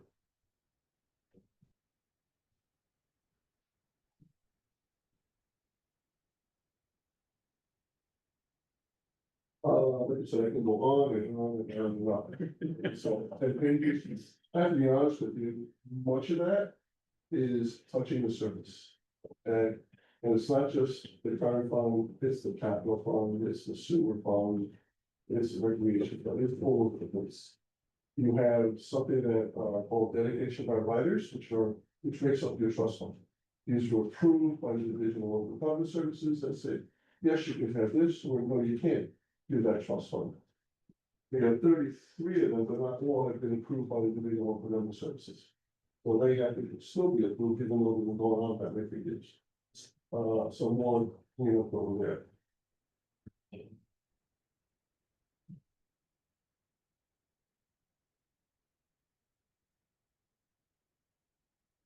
Well, I won't be too long, but in a nutshell, it's bad. However, anything else, it can all be fixed, okay? Jeanette and I have spoken a little bit earlier on some remedies, that you could actually accelerate.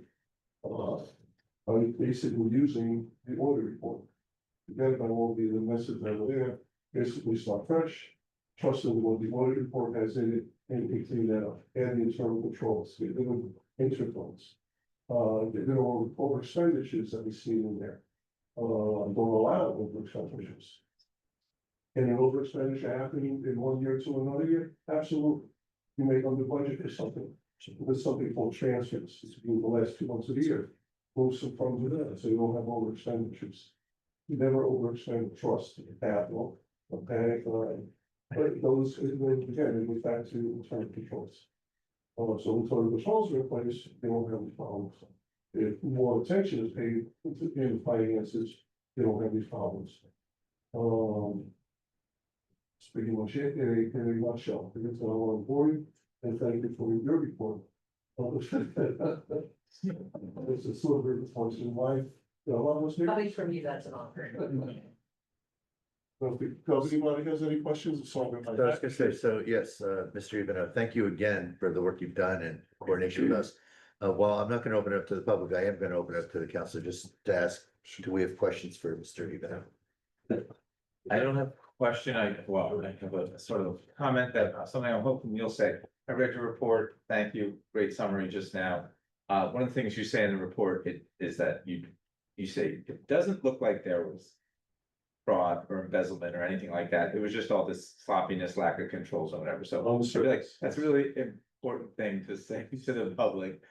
Because there's all sorts, I mean, it can lead to those things, right, if it, but. Oh, you absolutely, found it's, no evidence. even at one point in time, bank reconciliations weren't done for over a year.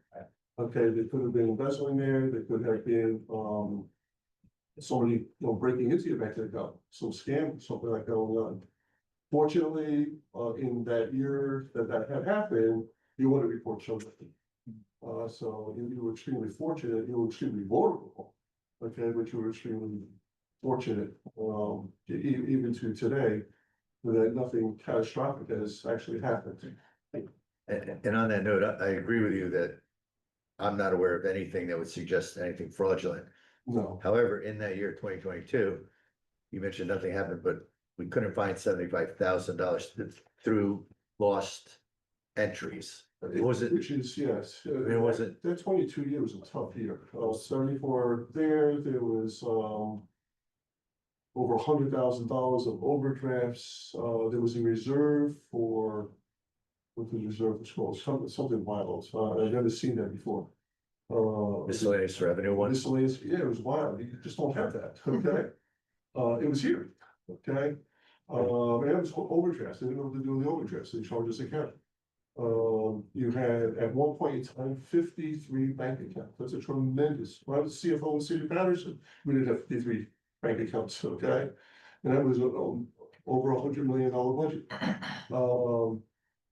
Then the other years is about 30 some odd. Those bank accounts really have to be looked at. I don't think you need that many bank accounts. especially in a small municipality like this, and you don't have a whole bunch of different areas where you would need different trust funds and escrow funds, stuff like that, and, again, internal controls, simplifying things. It's just incredible, and the deviations. From, you could be missing almost $1 million of surplus, we're going from one annual financial statement to the audit report. Cash, huge disparities, huge, so. There's a lot. Yeah, thank you for the review. I think it was, well done. A lot of the items that you were identifying were, accounting, bookkeeping, discrepancies, errors, bad habits, bad practice. Similar to the audit, findings were very similar to what you were finding as well. So that was, again, just reinforcement of that. Have you come up with a list of specific recommendations, early action items, critical ones that you would put in a priority order for us that said, these are the absolute things you need to do, ASAP? And have you gone through like an action plan that you Not define? a full-blown action plan, there are hints of that in here in various different areas, I'd be happy to get together with Jeanette. I've known Jeanette for a number of years also, but yeah, and like I had said, we were speaking earlier, at this point in time, to undo everything, to bring it back to where the audit report should be, internally on your books, it just doesn't make any sense. Only relying on the audit report that you had just received, even though it's for 2023, to reset those 24 balances, even though you've already done your, completed your annual financial statement and your budget, I would still go back, okay, to make sure that when the orders come in for 2024, you can find some of those, issues that may exist, which will help you, in your 2025 year. To get at least better beginning balances, because 24 is a list of, 24 books, your deficit credits to be. Because the investment that we've made in you doing this, we want to capitalize that going forward. So if you do get together with Jeanette, please do, and bring that back to, the administration to make sure that we are implementing some of the best critical practices that we need to address. Absolutely.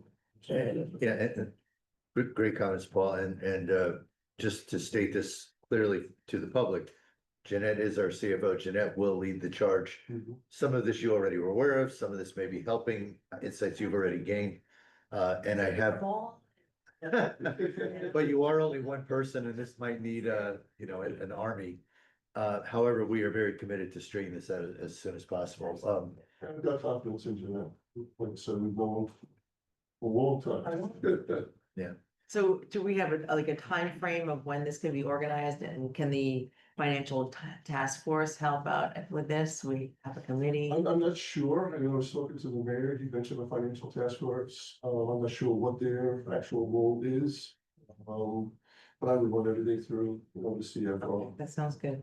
And I do have to comment that I did like that, in the last budget that we did, we didn't have the council last year didn't have the financial data to make an educated decision.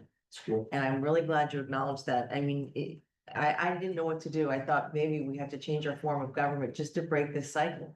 We didn't know what was going on. And I'm just so glad that you found Fred, and it sounds like we can actually resolve this and finally Absolutely. break this cycle. You said, you went back to 2019. I'm wondering how long this really went on, even before that. Like I said, 2018 didn't look too bad, but then the downfall really started in 19 and then really accelerated. In the last year, Thereafter. right? So I'm glad we can finally get to the The resolve other thing this. I had learned, not on the books per se, but in speaking to the mayor, I understood the governing body was actually fined. Yes, we were fined, yes. I don't know how you. Almost $1,000 each. Just terrible. Yes, it was really frustrating, and we just wanted to do the right thing, Absolutely. and we couldn't make an educated determination. We didn't have information. I don't think they did either. But this is wonderful. This is very refreshing, and it's a very good day for Round the Beach, and I thank you for your time. You're more than welcome. Thank you. Any other comments? The one thing, again, I've thanked you a couple times, and we all appreciate just getting some better insight into our, challenges. But I did want to read for the public and for the record, for the minutes, one one specific comment you made, I was on page 8. You said, across all the years examined, there is a consistency of bad record keeping and books grossly disagreeing with the audited and unaudited financial statements. As a result of this, it is very difficult for a governing body to make an informed decision on financial matters, including the introduction and adoption of the annual budget. Right. And that not only captures in a nutshell the challenge we faced last year, captured in a nutshell the challenge we face this year in preparing this year's budget. Yes. And when the prior mayor was asking what kind of prep work have we done, and I said, it's difficult because the data we have is somewhat questionable. I'm not sure he fully appreciated. I kind of wish I had your report done before I invited him to speak, but I'm not sure he appreciates the lack of quality in the data that we began this year's budget preparation with. So this is illuminating, and I do appreciate your work. Thank you. All right, I think you can go home, sir. Thank you very much. No more questions. Thank you. Well done. Okay, we will move from workshop to, I'm sorry, from presentations to approval of the minutes. I will make a motion that we approve June 5th, 2025 council business meeting minutes. Second. Mr. Noble? Yes. Ms. Greenblatt? Yes. Mr. Nowicki? Yes. Mr. Weber? Yes. Mayor Gurke? Yes. Make a motion to approve June 5, 2025 executive session minutes. Second. Mr. Noble? Yes. Ms. Greenblatt? Yes. Mr. Nowicki? Yes. Mr. Weber? Yes. Mayor Gurke? Yes. Now we will open it up for public comments or questions pertaining to any items on this agenda. Questions or comments on this agenda? Anyone on Zoom? Good. Okay, seeing no questions or comments? Sorry, is there one? Oh, sorry about that. Yeah, That's the- It's the, Beth Kepler, 504, Central Avenue. Yeah, I'm not surprised that, their Fox booked it out of here after, knowing that that was gonna be on the agenda. I'm not a money person, I'm not a financial person, but 3 sets of books sounds like retail crimes and mob activity to me. That's how that operates, which goes back to 2023.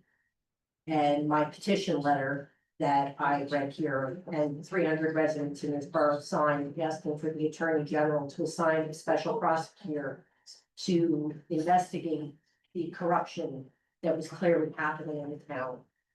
And in retrospect, it completely makes sense to me now why, being that I was the first person to come forward and say boldly and loudly what was going on, why my home was entered and threats were left. And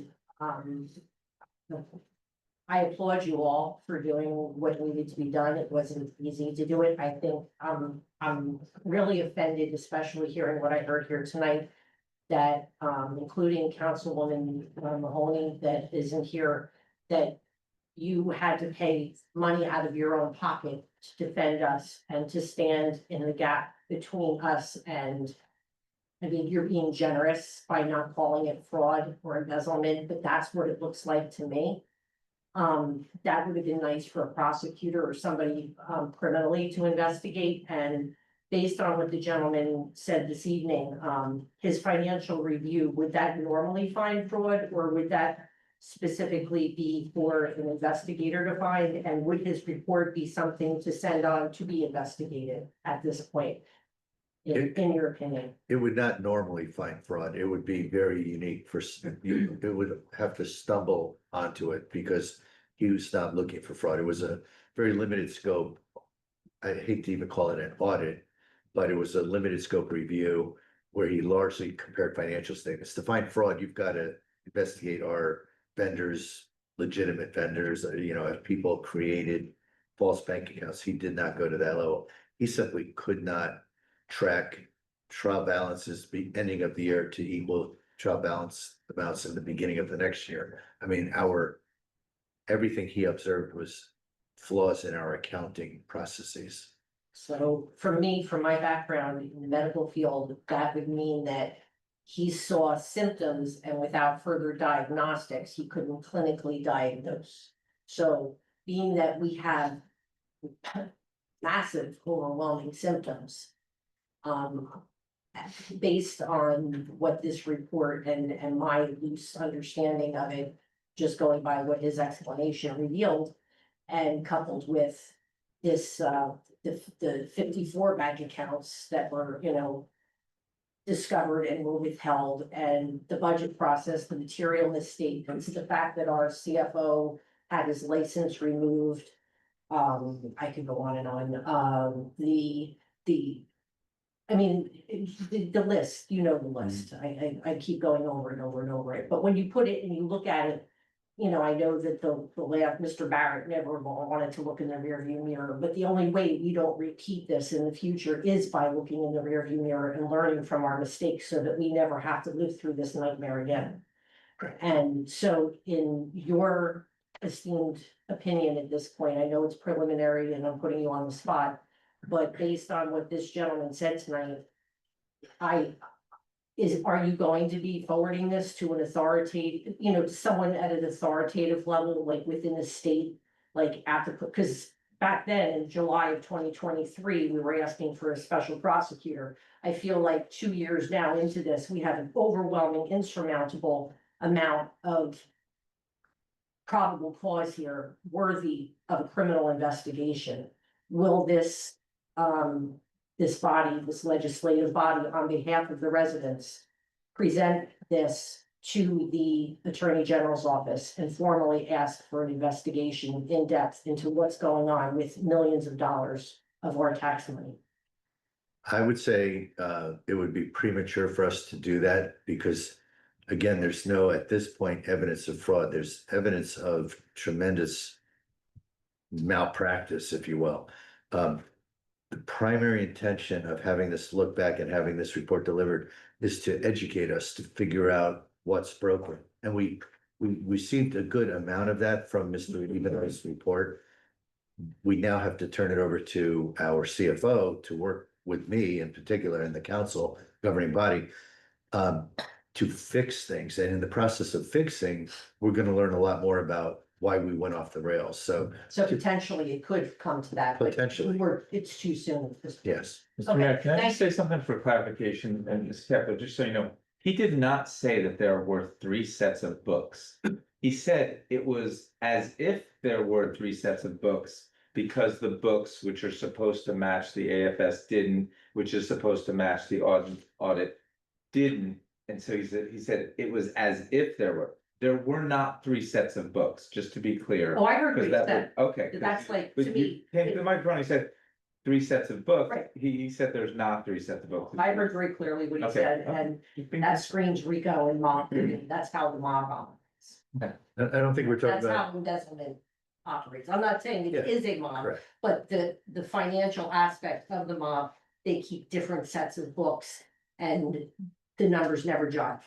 And I- that's essentially what we have going on here. Based on my interactions with Mr. Ivano and then listening to him tonight, I think we all jumped to a visual of truly having 3 separate files of books or whatever. And I think he was being a little bit creative in what he's saying is, in my opinion, we have 1 set of books, maybe John, to your point, but they are so mismanaged that general ledger accounts don't equal sub accounts. Year-end balances don't equal following year beginning balances. We effectively don't have 1 set of books. So With 54 bank accounts and things not reconciled, that's troubling. Right. But I've taken enough of your time. Thank Thank you for answering my question. other questions or comments about anything on the agenda? Anything? No. Okay, we will close the public comments, item 9, and move to item 10 on the agenda, ordinances. There are no introductions for this evening.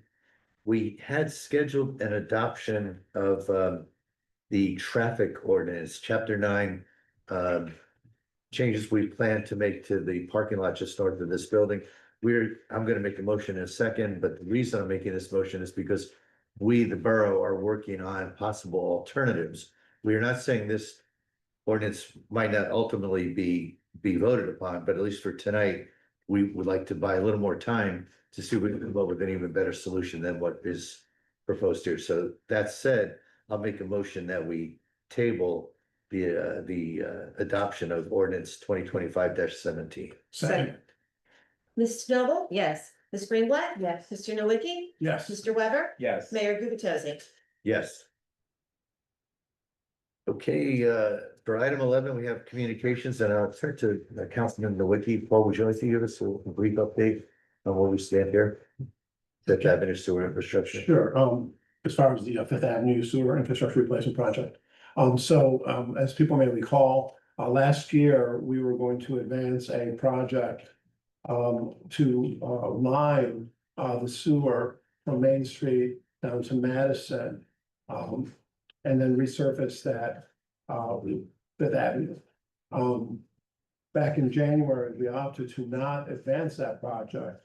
As we reviewed that and we saw that the lining option we felt was not the appropriate solution, that we should do a full sewer replacement for various reasons. One, because the condition of the sewer, although you could extend its useful life, all your lateral connections, house connections coming in would be difficult to have to replace if you were to line that sewer, so it would just create a complexity to the homeowner. So we ultimately opted not to award that contract as a sewer lining. And then we re-advertised here and did a sewer replacement project that was actually bid. We took bids on that yesterday, and those bids came in the engineer's estimate, and the contract for the resurfacing, which was awarded to Fernandez Construction back and earlier this year. That was just the resurfacing, the lining was taken out. And so the contract that was awarded yesterday was just for the sewer replacement. We were trying to get this project and sewers done here between July and September because of the school and the school session being there. And so we're pushing to get that contract awarded and the construction to happen and completed for the sewer replacement while school is out. And then come back and resurface the lot here in, the Fifth Avenue in September timeframe, October, after the sewer is completed while school is in session. So right now that is being coordinated with the contractor. And we also have to get a bond ordinance put into place so that we can actually bond for that sewer replacement. So there's a timing thing here that is occurring as we speak, that we won't be able to get that construction to begin on that sewer until probably late July, early August. And so that's the time frame right now when that construction would happen. Unfortunately, certain things with getting everything in place to get that contract awarded sooner and bid on sooner than yesterday didn't happen. In order to have had the construction begin here, beginning of July. So we are moving rapidly. It is going to happen. We're going to have more information to the community, the residents on Fifth Avenue, exactly what is being done, when it's going to be done, and how it's going to be done, and any issues for the residents that they need to be aware of regarding parking, any use of their flushing and that type of thing when the contractor's working. So more information to come on that. There's going to be more coordination and more information as we coordinate with that contractor. So stay tuned on that. And just to piggyback on that, so the rest of Fifth Avenue, the plan is that once from Main to Madison is done, then, and hopefully by the fall, we're gonna go forward with Madison to Ocean Avenue.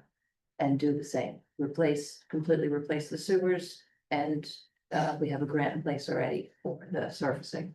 Yeah, just for clarity, that the sewer construction itself is being paid for and bonded through the sewer utility. The resurfacing of the street, sidewalk repairs, handicap ramps, curb replacement is all being done through a DOT grant. And that's the similar fashion in which the phases 1 and 2 of the sewer program was done over the last several years. So that this is just a continuation, the Fifth Avenue having been left out, trying to complete phase 2 of that sewer replacement program. And one thing worth repeating, and both of my council members mentioned this in their comments. The original intent was by the prior administration was to line this particular stretch of sewers. And this council reversed stride on that and said, we don't want lining, we want to make sure we are replacing 100-year-old sewers. So that did delay the process. We could move forward much earlier if we wanted to start lining certain areas of the sewers. I think we all unanimously agreed that was not appropriate for homeowners in that section of street roadway. Okay, we'll move to resolutions. Item 12. There are no consent agenda resolutions, so we'll move to individual resolutions. The first item is 2025-214, award of bid for Newark Avenue concession. You may recall in the last meeting, there had been no bidders and we had to rebid. Once again, there were no bidders that met the criteria, which included a minimum bid threshold. So we do have a handful of entities interested in this concession. I believe we will have someone in place fairly soon, only because people have expressed interest. They just did not want to pay the minimum price that was in our RFP. So we will work very diligently in the next few days to talk to those potential bidders and determine who we can enlist to serve the Newark Avenue concession this summer. Mr. Mayor, am I right that one of those is it's the same concessionaire that left, it's the same business that left, correct? Am I right about that? That is one of Okay, but there's more than that? That's the one official bid, isn't it? I can't even call it an official bid. They did put together a bid, but they did not meet the bid criteria. So they did put together a bid, but others didn't put together a bid, but evidence that they were interested, and they're kind of all in the same pool. So we have to talk to them, find out who's going to meet. We are now legally, if Mr. Canwar here, he'd be able to take us through this, but we are now in a position where we can negotiate. We have complied with bidding requirements. First bid, go through it, a second bid. Now we are in a position to basically negotiate with anyone we want.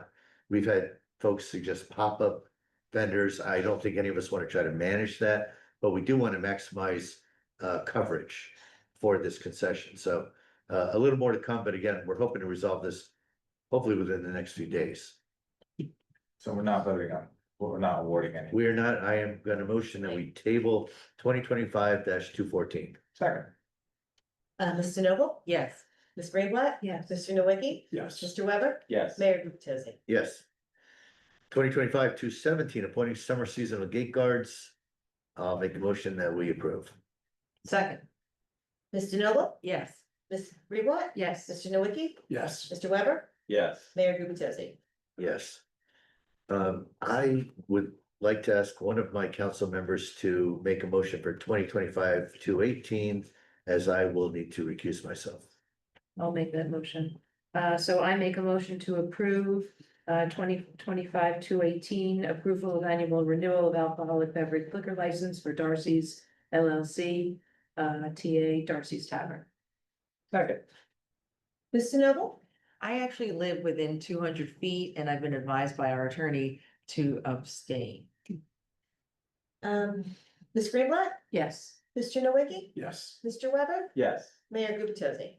I also live within 200 feet and I will abstain as well. Thank you. Regarding 2025-219, I once again will ask one of my colleagues to make a motion on this item. Okay, this was for the 2025-219 approval to add LED lighting to a single aerator in Fletcher Lake for a trial period. This was a workshop at our last meeting. The Fletcher Lake Commission did a presentation, and I've done a little more research, and it's not uncommon to have these fountains lighted at night. Spring Lake has it, Belmar has it. The Neptune side of their Lake Commission has already approved it. And many neighbors, I've spoke to many people and they do like the idea of it. And it is a trial period up to 6 months, and they're going to assess it after that to see if there's any ill effects whatsoever. So I don't know if anybody has any comments or on this, or Otherwise, I'd like to make a motion to approve resolution 2025-19. 219. Second, what did I say? 19. Oh, my goodness, I do this all the time. I don't know. My apologies. 2025-219. Second. Mrs. Noble, Yes. Ms. Greenblatt, So I would, I've been on the fence about this because as an environmentalist, I would say that I would not like to see lights in the lake. I guess, lighting can impact, the wildlife. It can impact the health of the lake and so forth. But this is a very minimal amount of lighting and I would opt to, vote yes on this. And just for the record, I hope also, that the lights don't stay on for too long. Because I think the longer the lights are on, the more impact it has on the wildlife. And furthermore, just from a little bit of research, the color of light makes a difference as well. So a warm, either an amber or an orange lighting would have less of an effect, of a negative effect. So that would be my recommendation, but I would vote yes for it. Mr. Nowicki. Yeah, I would also just comment that, we should probably put some, guardrails, if you would, on this, what time, define a little more clearly on this trial period, exactly what time are the lights gonna be on, what color they're going to be, who's gonna manage that? And then what are they looking for? How are they gonna be evaluating, any effects of this? And who are they gonna report that to? Through the commission, and I would say back to this council. And I am a little concerned about it becoming a precedent, but I do also see the aesthetic feature of it. And it could be, as long as it doesn't impact, any, wildlife, I'll vote yes. Mr. Weber, I'm gonna vote yes, but also make a statement. But first, I learned something from the workshop, which was good. Learned some things there. I'm very happy that this is just for 6 months, because that's a very manageable trial period and fair, I think. One thing I just wanna, people think about going forward, a lot of times this was called the fountain, and in your research, something like this, you come up with fountain stuff. Fountain, this is an aerator in a lake, in a natural lake, maybe kind of unnatural lake, but I think we're trying to make it as natural as possible. And a lot of the information you get is like lights and fountains, and that's just a concrete sort of man-made thing. It's not the same if you're talking about algae growing and things like that. So happy to vote yes and keep an eye on it and check it out in 6 months. Mayor Gubitosi. The reason I asked others to introduce this is because I plan to not vote in support of it, but quickly. My own research, I appreciated the individuals who spoke to us at the last meeting. Providing, the positives of moving forward. Based upon their presentation and based on whatever research I could conduct on my own, I kept coming up with, we're balancing largely aesthetics. It looks really nice, and residents who view the lake, visitors who view it, passersby like lights on the lake, and it looks pretty in the with the aerator. However, I continue to find issues that cause concern. I'm not saying yes is the incorrect vote. I just could not get myself comfortable with potential negative impact on the lake ecosystem, with the potential impacts on algae. Yes, some shades of light are, I think Councilwoman Greenblatt said, less of a negative, but there's still, to some degree, in my mind, at least, a negative. I think there might be negative issues regarding ambient lighting. And we heard if you have these lights, that might be an incentive to run the aerators later into the evening. And we had heard that there were some residents who were already raising concerns about the noise of the aerators.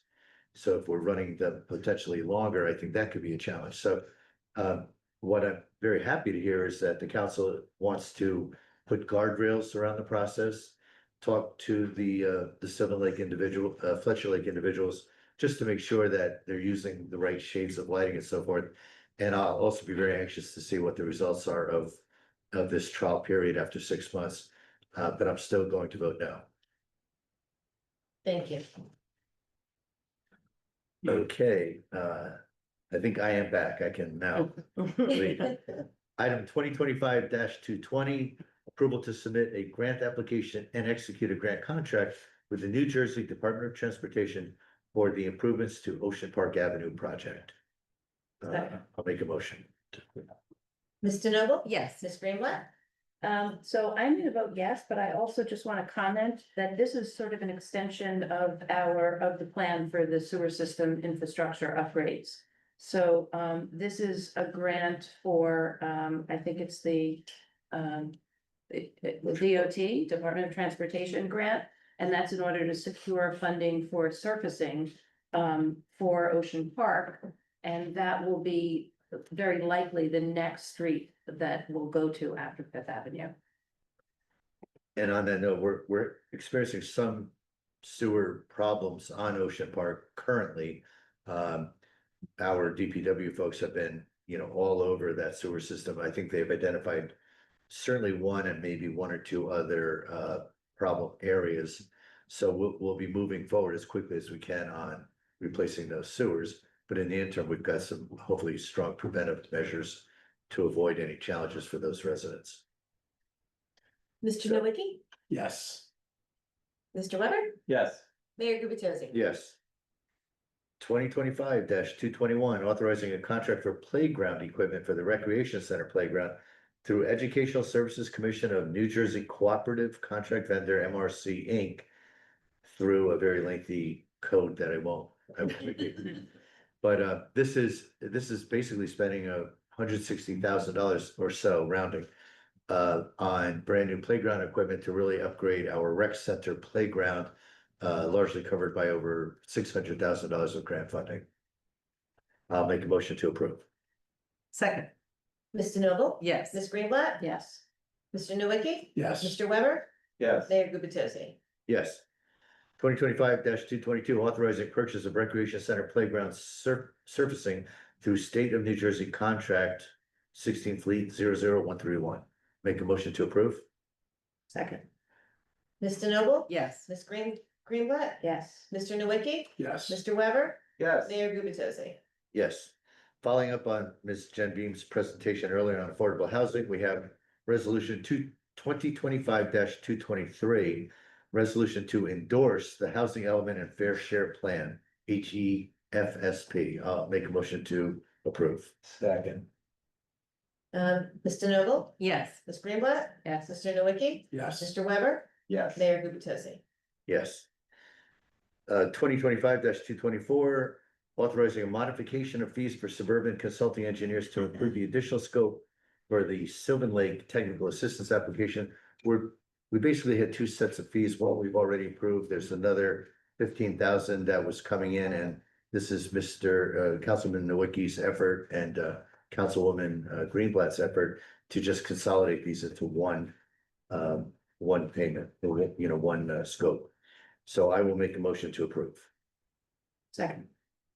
Ms. DeNoble? Yes. Ms. Greenblatt? Yes. Mr. Nowicki? Yes. Mr. Weber? Yes. Mayor Gubatosi? Yes.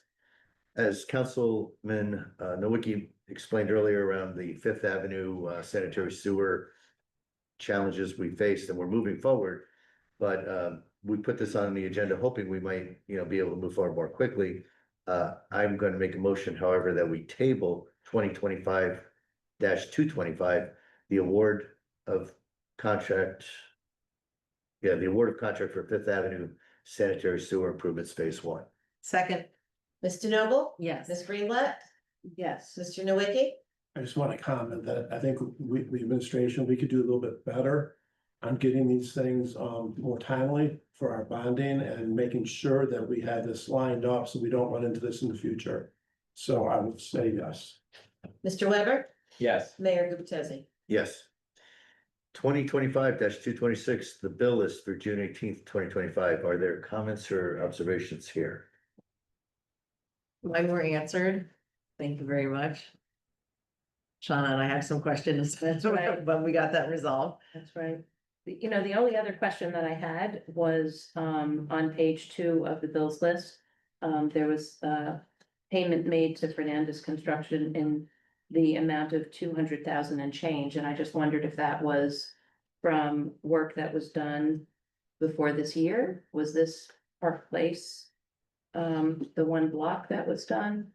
Or is this going forward? This Do we is know? for work done, I believe, years ago. Yeah. Okay, and we're It's paying been it now. remarkable, the guy didn't come here with Okay, Well, but weapons. sometimes when we pay bills this late, like, they didn't actually bill us, so. Well, is they that- billed us. They bill us, yes. oh, Yeah, and this is the Fernandez Construction, who is yes, gonna be doing the surfacing work for Fifth Avenue. right, and they weren't gonna do it until we paid them. And we were like, sounds- what do you mean we owe you money? And then we found out we owe them Okay, $200,000. okay. We still like this. While we're on the topic of this bill list, I know Councilwoman Greenblatt, you raised the question and Mr. Doherty, you have resolved the question, but it was regarding the purchase of dog Mutt poop, mitts. poop mitts or mutt mitts. Butt mitts. Would you give a brief overview to the public just to let them know what the issue was and how you've resolved it? So one of the line items that Councilwoman Greenblatt picked up on was the purchase of mutt mitts for $1,379 and the shipping of those mutt mitts for $239, which is insane. So unfortunately, these have already been delivered. They're already out in use, so we have to pay this bill. But going forward, we're simply gonna use Amazon to purchase these at a much reduced cost. And because we're Amazon Prime members, we will get free shipping. Shit, it's $200, thanks. Yeah.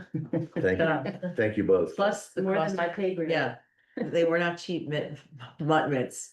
These were very expensive. Yeah, so, and I think the worse they are, the less will be taken. Right. Yeah, they're very high Oh, quality. so we're not going with the high quality one. Yeah, well- This identified, the real problem is that somebody goes in and takes like 50 or 100 at Yeah. a time, because when I had a dog, I mean, I would go out there and I would see the DPW guys put in a new one, and like 2 days later it was empty, and I said, what is going on Right, here? they're just too nice. I want cameras on Rain Avenue, the lifeguard stand on that one, so I find out who is taking. That'll Right. cost you. I'm serious. Yeah, As long as it's not purchased. yeah, it's for Definitely emergency not. purposes only. Okay, Alright. thank you. We will move to item Somebody second that? Vote on the Yes. bill list. oh, I'm sorry, yes. That's okay. Second, Mr. Noble? yes. Ms. Greenblatt? Yes. Mr. Nowicki? Yes. Mr. Weber? Yes. Mayor Gupatozzi? Yes. Item 13 on the agenda, announcements, there are none. Item 14, 14A, the administrator report, Mr. Doherty. Yes.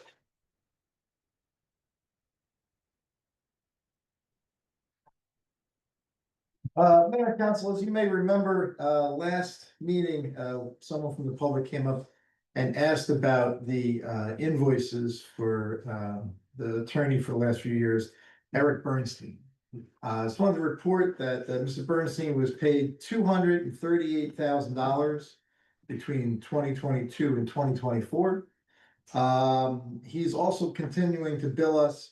There's an invoice outstanding for about $9,500. We're disputing those charges. We're going through attorney fee arbitration with the Office of Attorney Ethics. We are putting all the paperwork together now to send it on. To ensure that we're not spending a lot of money on this. The only cost to the borough is one check for $50 to the Disciplinary Oversight Committee. So we will send our dispute on to them regarding this invoice. And hopefully come to a resolution. And what we're disputing in the invoice is the work done for fact finding regarding the local 152 contract. Can I ask a question with this? Are we only disputing what's left, this $9,000 that he's invoicing us for, not that you said 228 paid and 238,000. and then that was for 23 and 24 collectively? 22, 23, and 24. Oh, 20, okay. But that was for Oprah's and other items as well, correct? Or was this just for negotiations? It was for all of them, but a significant amount for negotiations and again for fact finding. So if we are successful in our dispute for the 9,000, we are going to pursue the availability, if there is one, to claw back some of those dollars that were paid out prior to this administration, the previous administration, for that type of fact finding and mediation that was never necessary to begin with. Thank you. Yeah. Does it put us at risk for a lawsuit? No, that's a great question. So if we do not go through the attorney fee arbitration, then Mr. Bernstein could sue us for not paying this invoice. And then obviously that would cost us legal fees. But for $50, it seems worthwhile to go and see if we can get at least a few $1,000s knocked off that 9,500. And if we can take that and look at the other line items and the other bills, to Councilman Weber's point, and if there's additional fact finding in previous years to go after that money back as well and try to claw that back to the taxpayers. What would we base that on? Just like he didn't find any facts, or that's just an unnecessary thing to bill us for? I mean, what's the, That was an unnecessary line item to bill us for. Correct. okay, And there's a panel made up of a couple attorneys, some members of the public that adjudicate this. can you bring to that whenever you go before this panel, like tell them what the total amount of all this, the arbitration with the labor union? Like, what did that all add up into the end? Like, I think when you compare that to what this number you just gave us, it might make the panel think about their decision. Yes, sir. Will do. Second thing I want to bring everyone's attention is an update for the demolition of the church at 319 Lorraine. This is from our engineering firm CME, who is spearheading the management of the project. Environmental remediation, the asbestos abatement and lead paint abatement is complete for 317 Lorraine Ave, the parsonage or the house next door. 317 Lorraine Ave demolition permit was submitted today to the building department. Tomorrow, the offices are closed, as everyone knows, for Juneteenth, but we'll issue that permit to them on Friday. So they'll hopefully start demolition on Monday, which is the 23rd. Matt, on that point, are we posting something on the website to inform residents about the demolition? Yes, we'll do everything that I'm reading out today. So that Amy Hall goes to the partner website that Councilman Nowicki had us create. 319 Lorraine, the church itself, asbestos materials such as pipe insulation and floor tiles are removed and contained in accordance with state requirements. Removal of asbestos roof material is currently underway. Once asbestos is fully abated and a letter of completion submitted to the state, a demolition permit application for the church will be submitted. We could keep the public up to date on that as well. That'll probably happen sometime next week. And then finally, tomorrow, folks will start seeing a chain link fence surrounding the property getting installed. Again, that should be going up tomorrow. So when this gets posted, this information you just shared, when that gets posted on the website, hopefully along with the demolition schedule, which was from the demolition company. Does that go on the homepage? We do have now a location for infrastructure projects. So it would be great to start using that. So people can know where to go to find the information. Will do. And I also think it'd be worthwhile, prior to the church demolition, to just go out and flyer the neighborhoods that are gonna be most affected by it. You know, maybe the 300 block, the 200 block, the 400 block of Lorraine, some of the side streets. And then that portion of Brindley Avenue that abuts the church between, I guess it's the 300 block as well. Yeah, I did discuss with Amy the website, and so in the under Borough Hall, there is what was called projects, it's called now infrastructure projects. And then the information that's gonna be inside, there will be all the different projects broken down, that's the work underway. However, the notifications, like the flyer that we did pass out, You can find that right on the front page, on the home page, as you scroll down. And so that's, her intent is to put notices to the community on there that are active. But all the documentation of all the different projects would be reside underneath that infrastructure project tab underneath Borough Hall. So there'll be like a library of all the projects. So I think once that comes together, it'll be very intuitive where and how to find things. All right, and lastly, if you're traveling south on Route 71, the bridge across the Shark River is gonna be in the up position for what seems a long time. So take Memorial Drive into 35 if you're heading south. That's your new route home. Well, I try to take the ocean. Well, that's a good choice. Thank you all. Thank Thank you. you, sir. Yeah.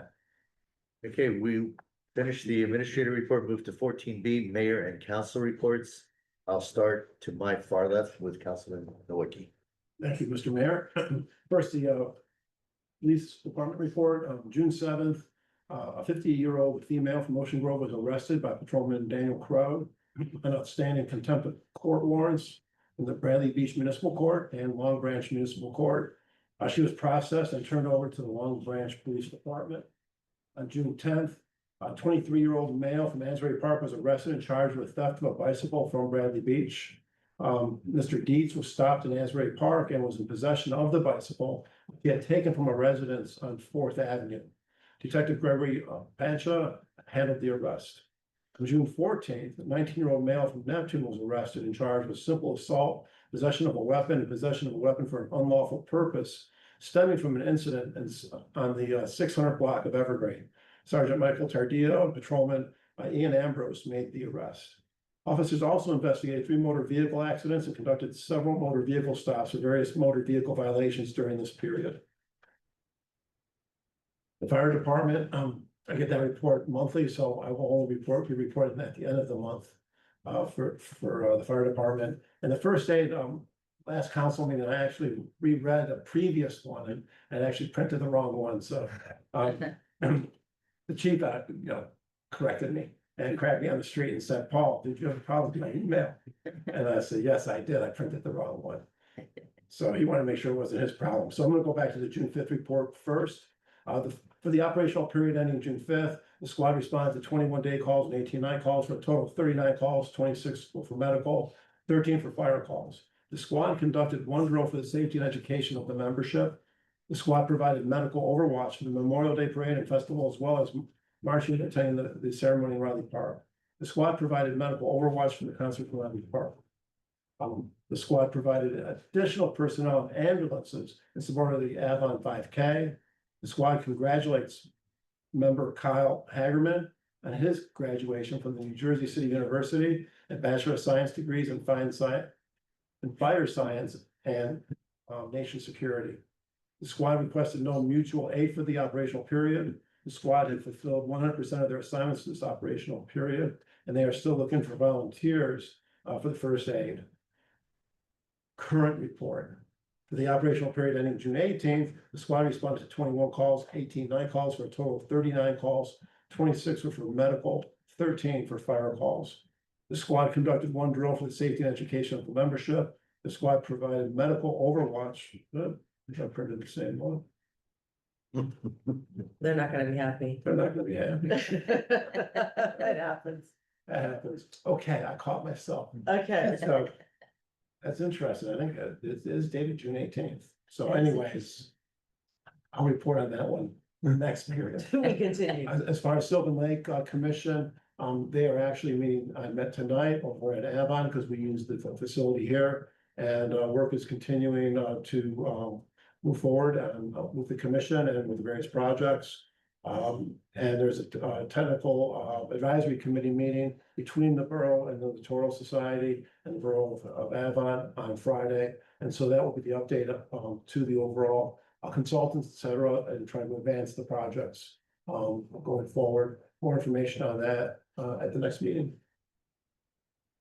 Thank you, Councilman. Council President Enoble. Okay, Shade Tree has a meeting next month. Tourism has a meeting next month, but Amy Hall, the director, would like me to remind everyone that Country Line Dance starts June 24th at 6 p.m. The Beatles concert is the 25th, next week at 7 in the park, and opera is the 30th at the beach. And the new takeout signs have been placed on the boardwalk. Also, there was no Board of Ed meeting, but I do want to share with everybody, the mayor and council attended the graduation last night. It was amazing. They had slideshows, they had music, they had awards. In fact, our own Nicole Browning, this dispatcher that works here in town, was inducted into the Hall of Fame. She was from the class of 1990. She graduated from Bradley Beach Elementary School. So congratulations, Nicole. And I'll also like to congratulate Bridget Devane and John Weber, because their daughter, Nora, was valedictorian. So congratulations, Nora. And that completes my report. Thank you very much. Thank you, Council President, Councilwoman Greenblatt. Thank you, Mayor. The first is recreation. The Recreation Board met June 9th, when the borough hosted an information session for the rec board with our engineer Ben Matlack of CME and BA Matt Doherty. Many thanks for presenting the site improvements planned in early fall and an opportunity for feedback. And thanks to the rec board for a fun-filled Father's Day kickball event this past Friday. It was a great way to kick off Father's Day weekend. Rec Summer Camp begins onboarding its staff on June 23rd. Camp begins Monday, June 30th. And a reminder about ongoing events. The Senior Club meets June 25th, noon at the Biazzi Center. The group will then reconvene in September. Summer Bocce League registration opened yesterday, June 16th. Registration is still open. Summer League will run from July 8th to August 14th. Go to the recreation webpage to sign up. Salted Soul Yoga hosts a full schedule of activities this month. Check the calendar on the recreation webpage for dates. The Recreation Board's next meeting is Monday, July 14th, 6:30 p.m. at the Rec Center. And now the Fletcher Lake Commission met Thursday, June 12th. Thanks to everyone who participated in the lake cleanup. Many bags of waste and debris were collected, and it was a great community event for both Bradley Beach and Ocean Grove. Another cleanup will be scheduled for early fall. Wildlife enthusiasts take note. There have been sightings of pickerel and bass at the lake by Bradley Beach DPW. Fletcher Lake is indeed coming back. The next commission meeting is scheduled for Thursday, July 16th at 6 p.m. The Arts Council has not met since this last council meeting. The Arts Council recently hosted Summer Palette, an art exhibit at Posh Real Estate, which included an artist reception and a book talk of member Lori Krine's recently published Chasing Bruce. Many thanks to Mark Posh. I hope you had a chance to see the performance One Sweet Dream, Abbey Road and Beyond on June 8th, where Arts Council member Olivia Miranda and her dancers entertained in front of Riley Park's bandshell. Ahead this summer, in partnership with the Bradley Beach Library, the Arts Council is hosting a children's art workshop entitled Color My World, Tuesday, July 29th at 4 p.m. for students in grades 2 through 6. And mark your calendar for the pop-up arts exhibit, August 23rd, 10 a.m. to 4 p.m. at the James Bradley. More details ahead. The next Arts Council meeting will be an in-person brainstorming session, date to be determined. And that's my report. Thank you, Councilman Weber. Thank you, Mr. Mayor. So I want to take everybody back to June 7th. That Saturday was a very busy little day in our wonderful little town. The Environmental Commission was busy doing the dreaded knotweed, the invasive species. They were removing the Japanese knotweed from the maritime forest. But as we did that, people that were cleaning Fletcher Lake came through the forest, and they were like looking for garbage. And as both sets of volunteers were doing that, back in the distance, we could hear the fire sirens going off because we know that the food pantry pickup was happening. And that, of course, involves dozens of people in this town, and there was probably dozens more volunteers at the pantry. So it was like everybody in town was volunteering, and it was this hot, sweaty, kind of wet day. It was very interesting. But so helping us out in the forest, the Kennys who are here, so thank you for that. They did a great job there. Every member of the Environmental Commission, and I will say, including our newest member, who her first meeting was on July, whatever the Monday was, the first Monday in June. So it's just a few days before, and then that Saturday she was out, helping us remove the knotweed. Of course, Liz Hernandez, leader of the Environmental Commission, Tracy Davison, Rich Davison, Catherine Batko. I'm probably forgetting a bunch of people, but a lot of people came out. It was a great day of volunteering. I will say school graduation was great. Of course, Councilman Nowicki, he was excused, but I do recommend you go because it's a good time. Like, just clear your schedule that evening. It's fun and it's nice that they invite the council. It's really great. It's great to see everybody there. I have just something to say about the logo. You know, we kind of did this whole thing with the logo and kind of already used the logo in a few new places, but I think there's still more work that needs to be done, and I'm just gonna grab you and grab the administrator and some other people and just kind of get it across the finish line, because there's actually, like, picking the actual graphic, though, that's just part of it. I think there's a lot other work that has to be done, and we should decide if we want to, you know, go out, pay somebody to do that. If it can be done in-house, if we have somebody in-house that can do that, it'd be great too. So I'm just letting you know, that is coming. Finalize the logo stuff, and that is my report, Mr. Mayor. Thank you, Councilman. So my report, I'm gonna cover a few things. I've got pretty, not only I, but hopefully many of you will have it busy next week, because I'm gonna list off a number of dates, starting with library board meeting on Monday, June 23rd, 5:15 at the library. Clearly not mandatory attendance, but the public is welcome, June 23rd, Monday. Then on Friday, the 27th, we have the Julie Schreck Maritime Forest celebration planned. That will be held at 6 p.m. at the gazebo, last gazebo before you head into Ocean Grove, right on the boardwalk. We're going to be adding new signage. The signage will not only have a little brief bio of former Mayor Julie Schreck with a picture of her. You know, the Maritime Forest is named after the former mayor, but there's no detail specifically in our signage about either the mayor and or the history of the Maritime Forest. What we do capture currently are species of wildlife that you can view there. But now we're gonna add smaller signage with a picture of the mayor, former mayor, brief biography of her role, and a brief history of the Maritime Forest. So we'll be celebrating that. Members of the Schreck family plan to attend. I believe her daughter Molly might be able to attend as well and even speak. Refreshments will be served. Now that's Friday, the 27th. On Saturday, the 28th, very exciting Mayor's Wellness Walk will occur at 9 a.m. At the boardwalk at the 5th Avenue gazebo. We will meet at 9 a.m. And the Jersey Shore University Medical Center physical therapists will teach strength training using resistance bands. So I personally have trouble getting those bands open, but I'm sure a lot of you might really enjoy the exercise that will come with that.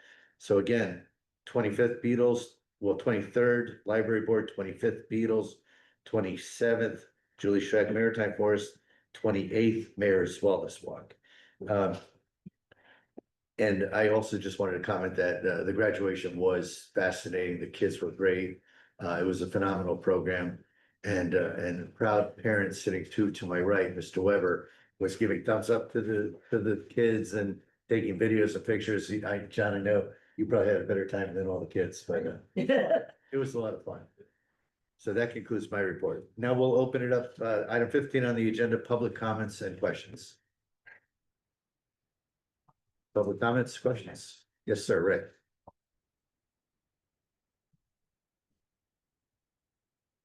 Ray Castellano, so for Bradley Boulevard.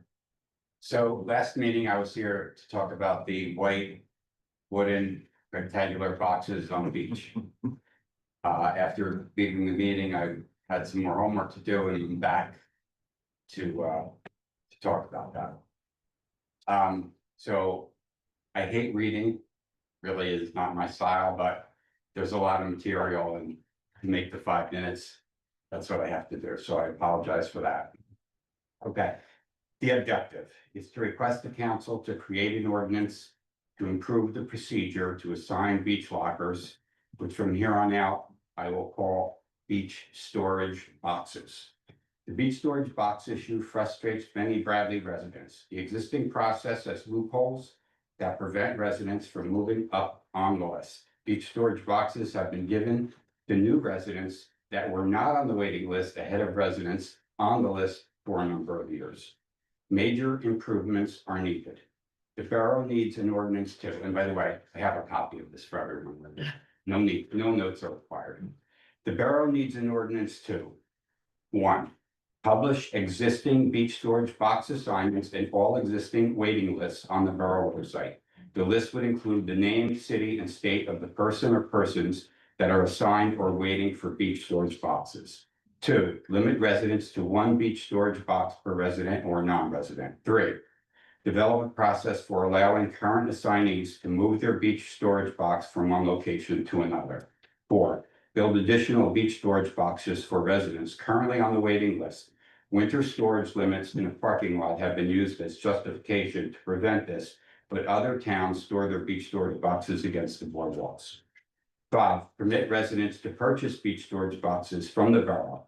Residents would incur a one-time cost for material and labor to build the beach storage boxes. 6, develop a process to initially assign and validate the ongoing assignment of beach storage boxes to handicapped individuals. And 7 is prioritize beach badge storage boxes for residents only. If you notice, only the first 6 items can be done. They have nothing to do with the resident and non-resident issue. Okay. Van Ness versus Borough of Deal, 1978, and Neptune City versus Borough of Avon, 1961. Legal cases do not apply to beach storage boxes. The Deal case addresses non-resident access to Deal Casino Beach Club, and the Avon case addresses charging non-residents higher beach tag fees. Beach storage boxes are not beach lockers. Beach lockers can be interpreted as changing rooms with toilets and showers and would apply to the Van Ness case mentioned above. Asbury Park, Lock Harbor, and Wildwood Crest give priority beach storage box access to residents. Beach storage boxes are only available to Lock Harbor and Wildwood Crest residents, and Asbury non-residents are grandfathered, but can no longer obtain a beach storage box going forward. While it's exciting to talk about Main Street improvements and extending the Bradley Pavilion, residents care more about basic summertime issues. The season is short, and that's why residents on the wait list care more about beach storage boxes than most other things happening in town. Please consider this request to help restore the trust between residents and the borough that apply to beach storage box assignments. Thank you. So here's the document. We can read through it. Any questions? Thank you for doing the additional research. Welcome. Now we get to turn it over to our attorney. Yeah, I mean, people are doing it. And, you know, when I used to work and, you know, you're like the, you know, the board, my company, they would look at the attorneys and say, make it happen. And if you can't make it happen, find somebody that can make it happen. I mean, that's really how I see it. Here, the process is broken. There are loopholes that, you know, people have seen, they have observed, it doesn't, you know, it's not good. And gotta be fixed. And you know, if I really, we can get item 7, then you know, you really fix it even more quickly. Thank you. We will definitely look at it. Thank you. Other questions or comments on anything, the agenda or not the agenda? Ms. Kepler. Beth Kepler, 504 Central Avenue, here in town. First, I'd like to thank Mr. Doherty for his report tonight, in regard to Mr. Bernstein. I find it obscene the amount of money when totaled that was allocated to that firm, given what we know in history, that I won't go into, but I think we're all aware. But not just about the labor issues, but specifically to the Oprah issues.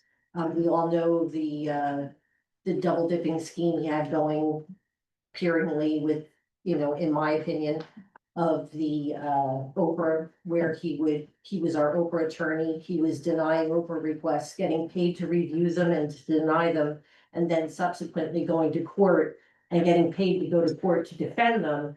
And then the judge was overturning it because he would lose because he wasn't following the Oprah.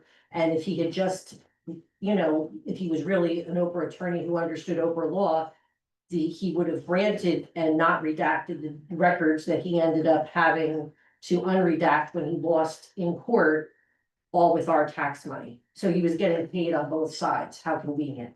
And I think that that is something else that I think the Office of Attorney Ethics should evaluate.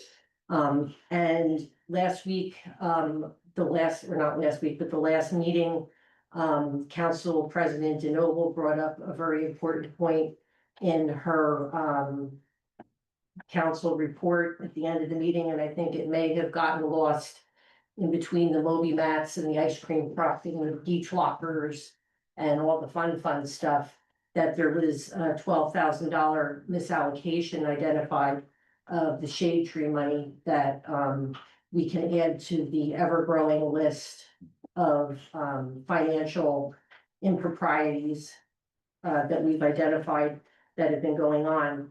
And I'd like to ask this council body if, in regard to the letter that was received from the state of New Jersey Office of the Comptroller dated August 5th of 2024, there was 24 documents that were requested by Kevin Walsh, the acting state comptroller, that were supposed to be received by his office of August 23rd of 2024. Most people characterize that as an investigation. Larry Fox said it was an inquiry and tried to make it seem like it was routine. When you look at the 24 documents and different information that was requested, especially in context to where we stand today in light of the report that was given earlier tonight, this is clearly an investigation. It could be easily termed that. Do we know where that stands? Will that be reported back to this borough? What came of that?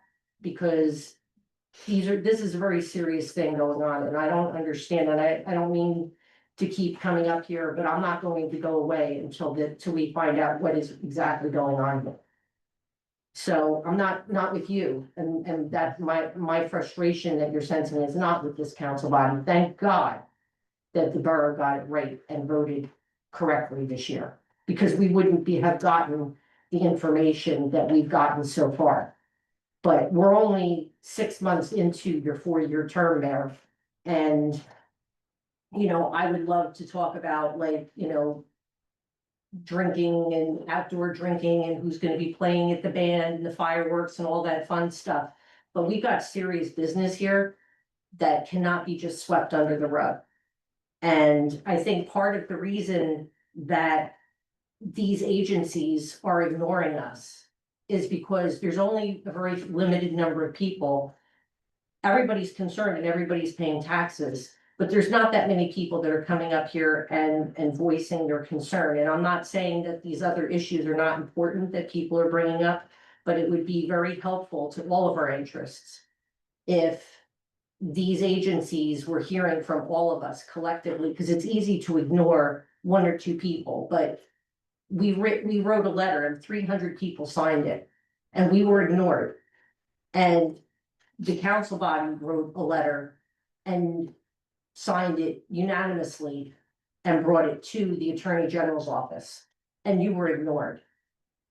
And our legislators at the state and county level were reached out to, and we were ignored. The DCA ignored us, and they fined you.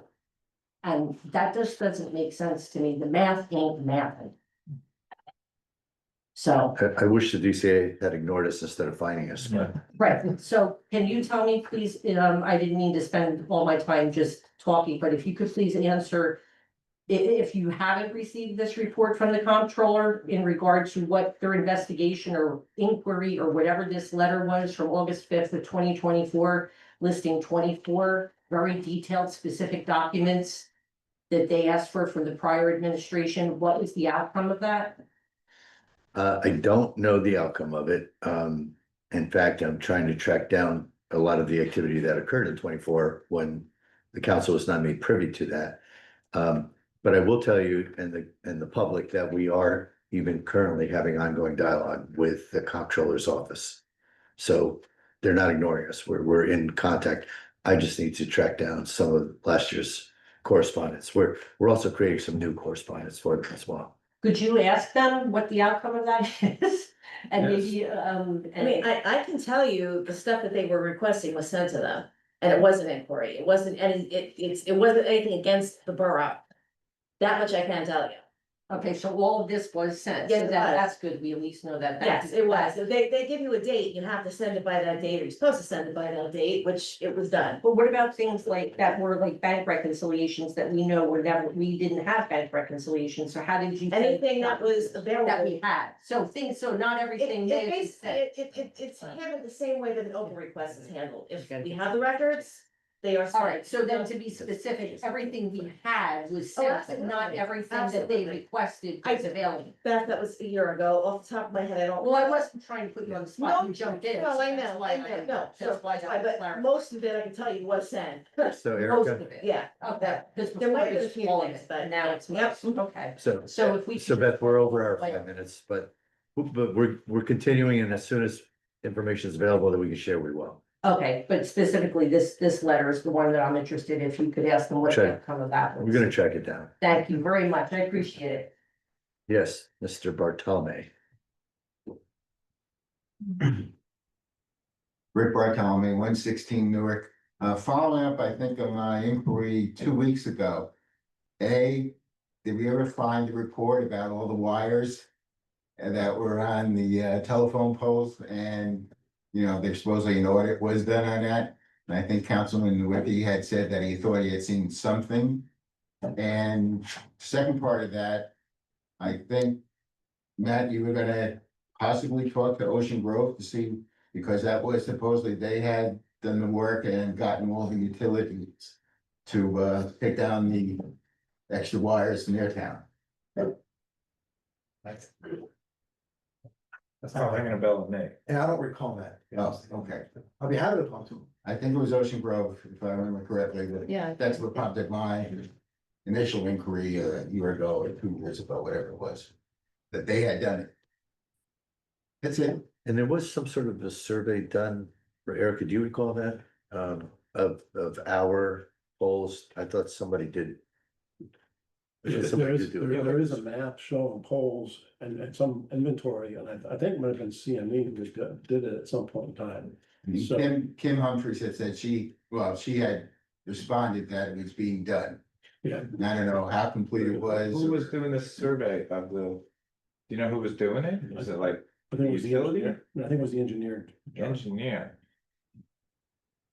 Was that I for, think this is like, Main it Street? goes back like 2 years ago. No, I think it's all through the borough. As far as poles that were identified. remember But each that, pole is different.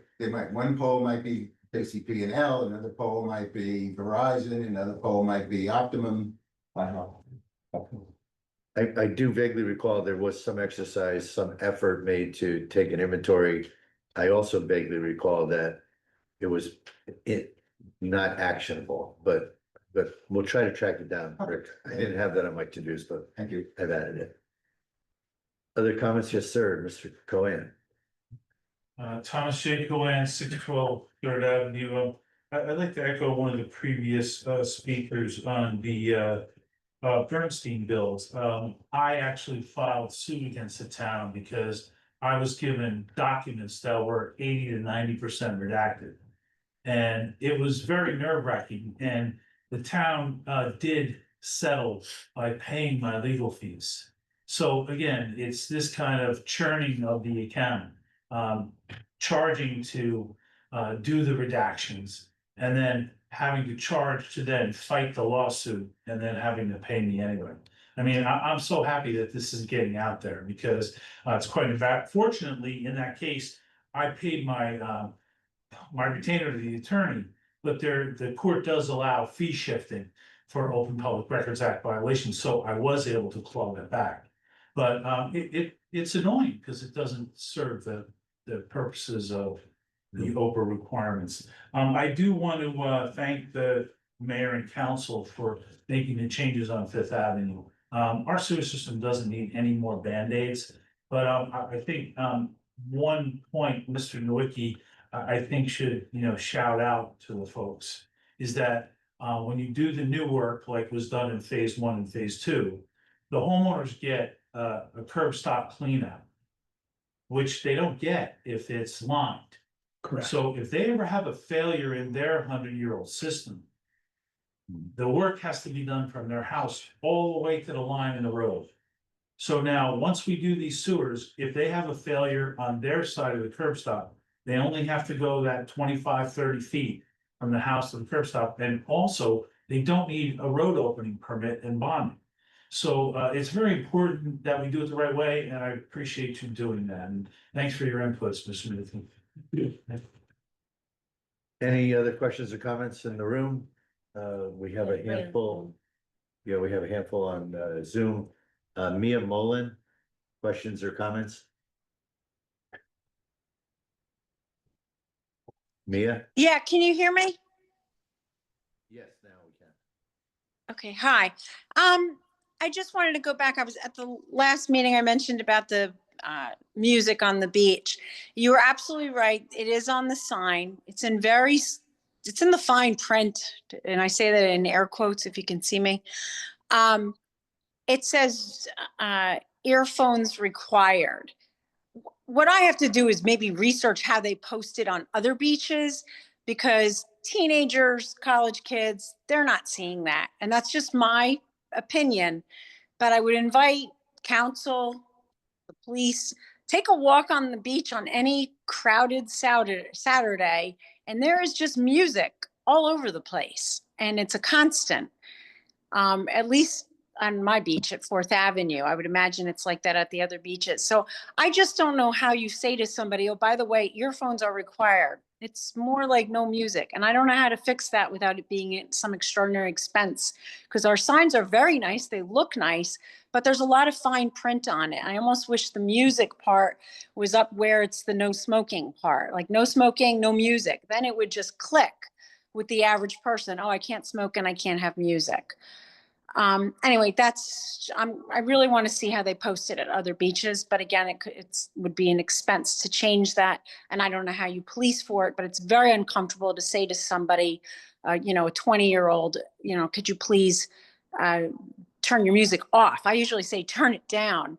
And they get irritated because they don't know that there's a sign. They really don't understand that sign. And the other thing I wanted to ask as a question, has there been consideration for how the lines are going to be when they resurface the courts at the rec center? It's desperate need to have that done. I forget the timing on all of that, but when I've played there now in recent weeks, and there's former tennis players on these pickleball courts, they all agree that, to put a tennis court down there would just not be used.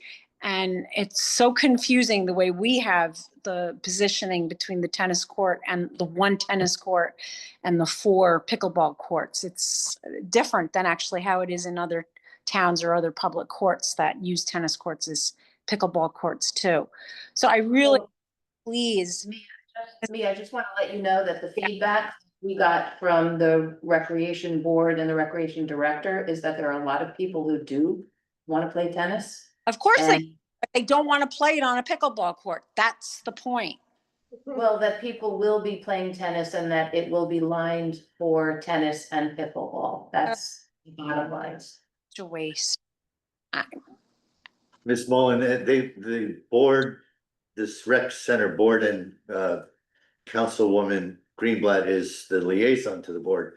They met on this. We very, very pointedly said, there are tennis players saying they won't play, and we're on pickleball line courts, and we're being told by the rec board and by the rec director, no, that's incorrect. Many tennis players are using these courts with the pickleball lining, and given that we don't have a lot of space, we don't have area to, hold one tennis court separate.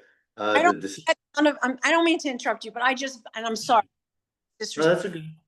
I bet none of them play tennis. I mean, it just doesn't make any sense. If you ask any tennis player, They will tell you, it's, Exactly what she's just saying. The rec board says there's lots of people that play tennis and would Yeah. like to play tennis and will play tennis. It sounds like there's two types of tennis players out there.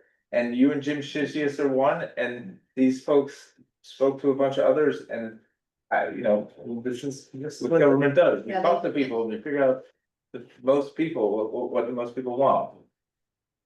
So we're trying, Ms. Mullen, but this is an example. We heard you, we heard Mr. Shishis, we heard others.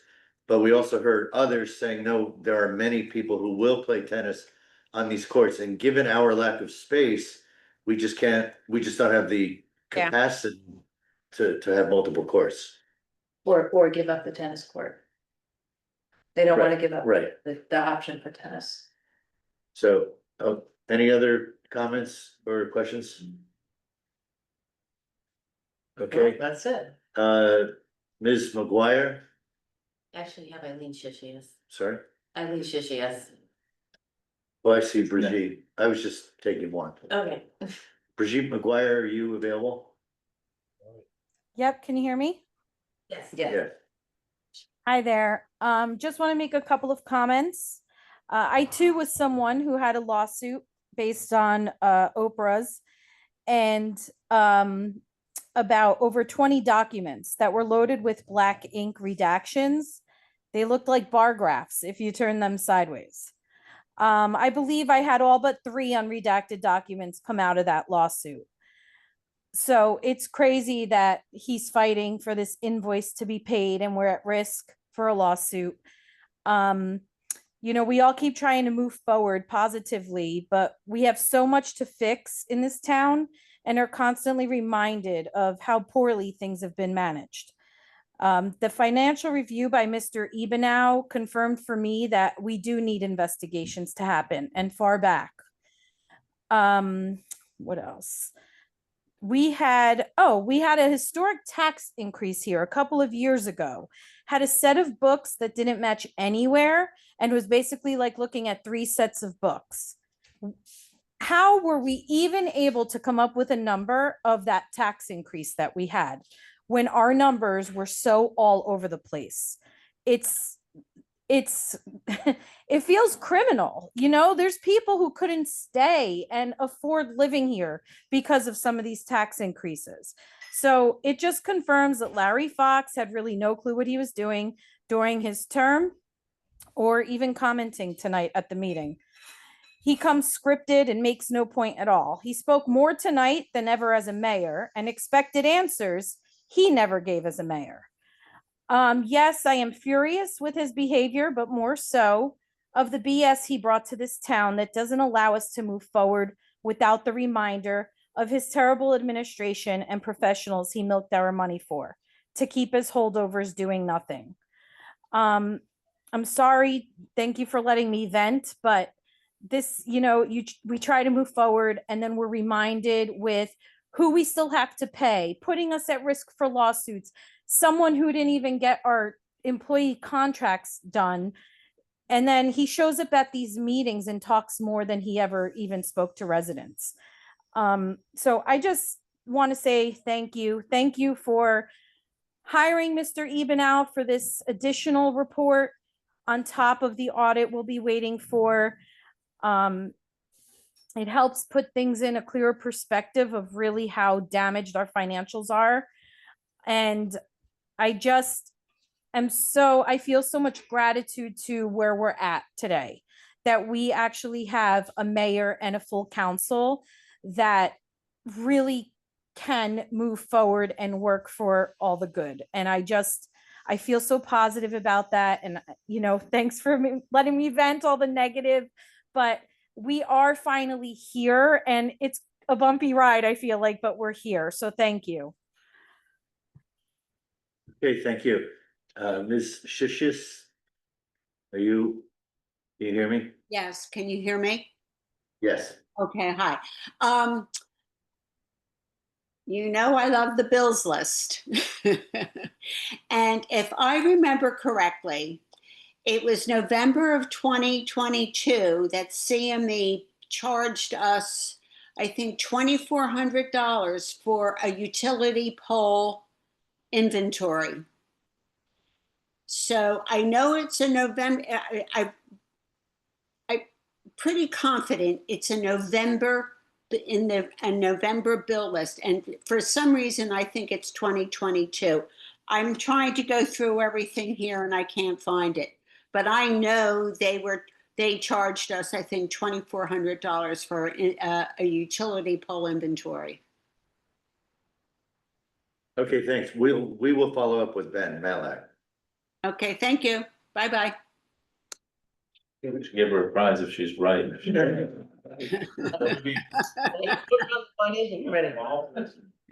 there any other questions or comments? Okay, leaning forward so I can see Ms. Kepler. Seeing none, I will close the public comments and move to what is next? Item 16, executive session in which we will discuss 301 Main Street zoning appeal, Kingston versus Bradley Beach. And this is roughly, we estimate, going to take us a half an hour. And the governing body will take no action when we return from executive session, so there will be no additional. You're welcome, Mr. Clyde. Thanks. Thank you. You want a second? Great. Second. Mr. Noble? Yes. Ms. Greenblatt? Yes. Mr. Nowicki? Yeah. Mr. Weber? Yes. Mayor Guptosi? Yes. One of the zoning. We'll discuss the conflict.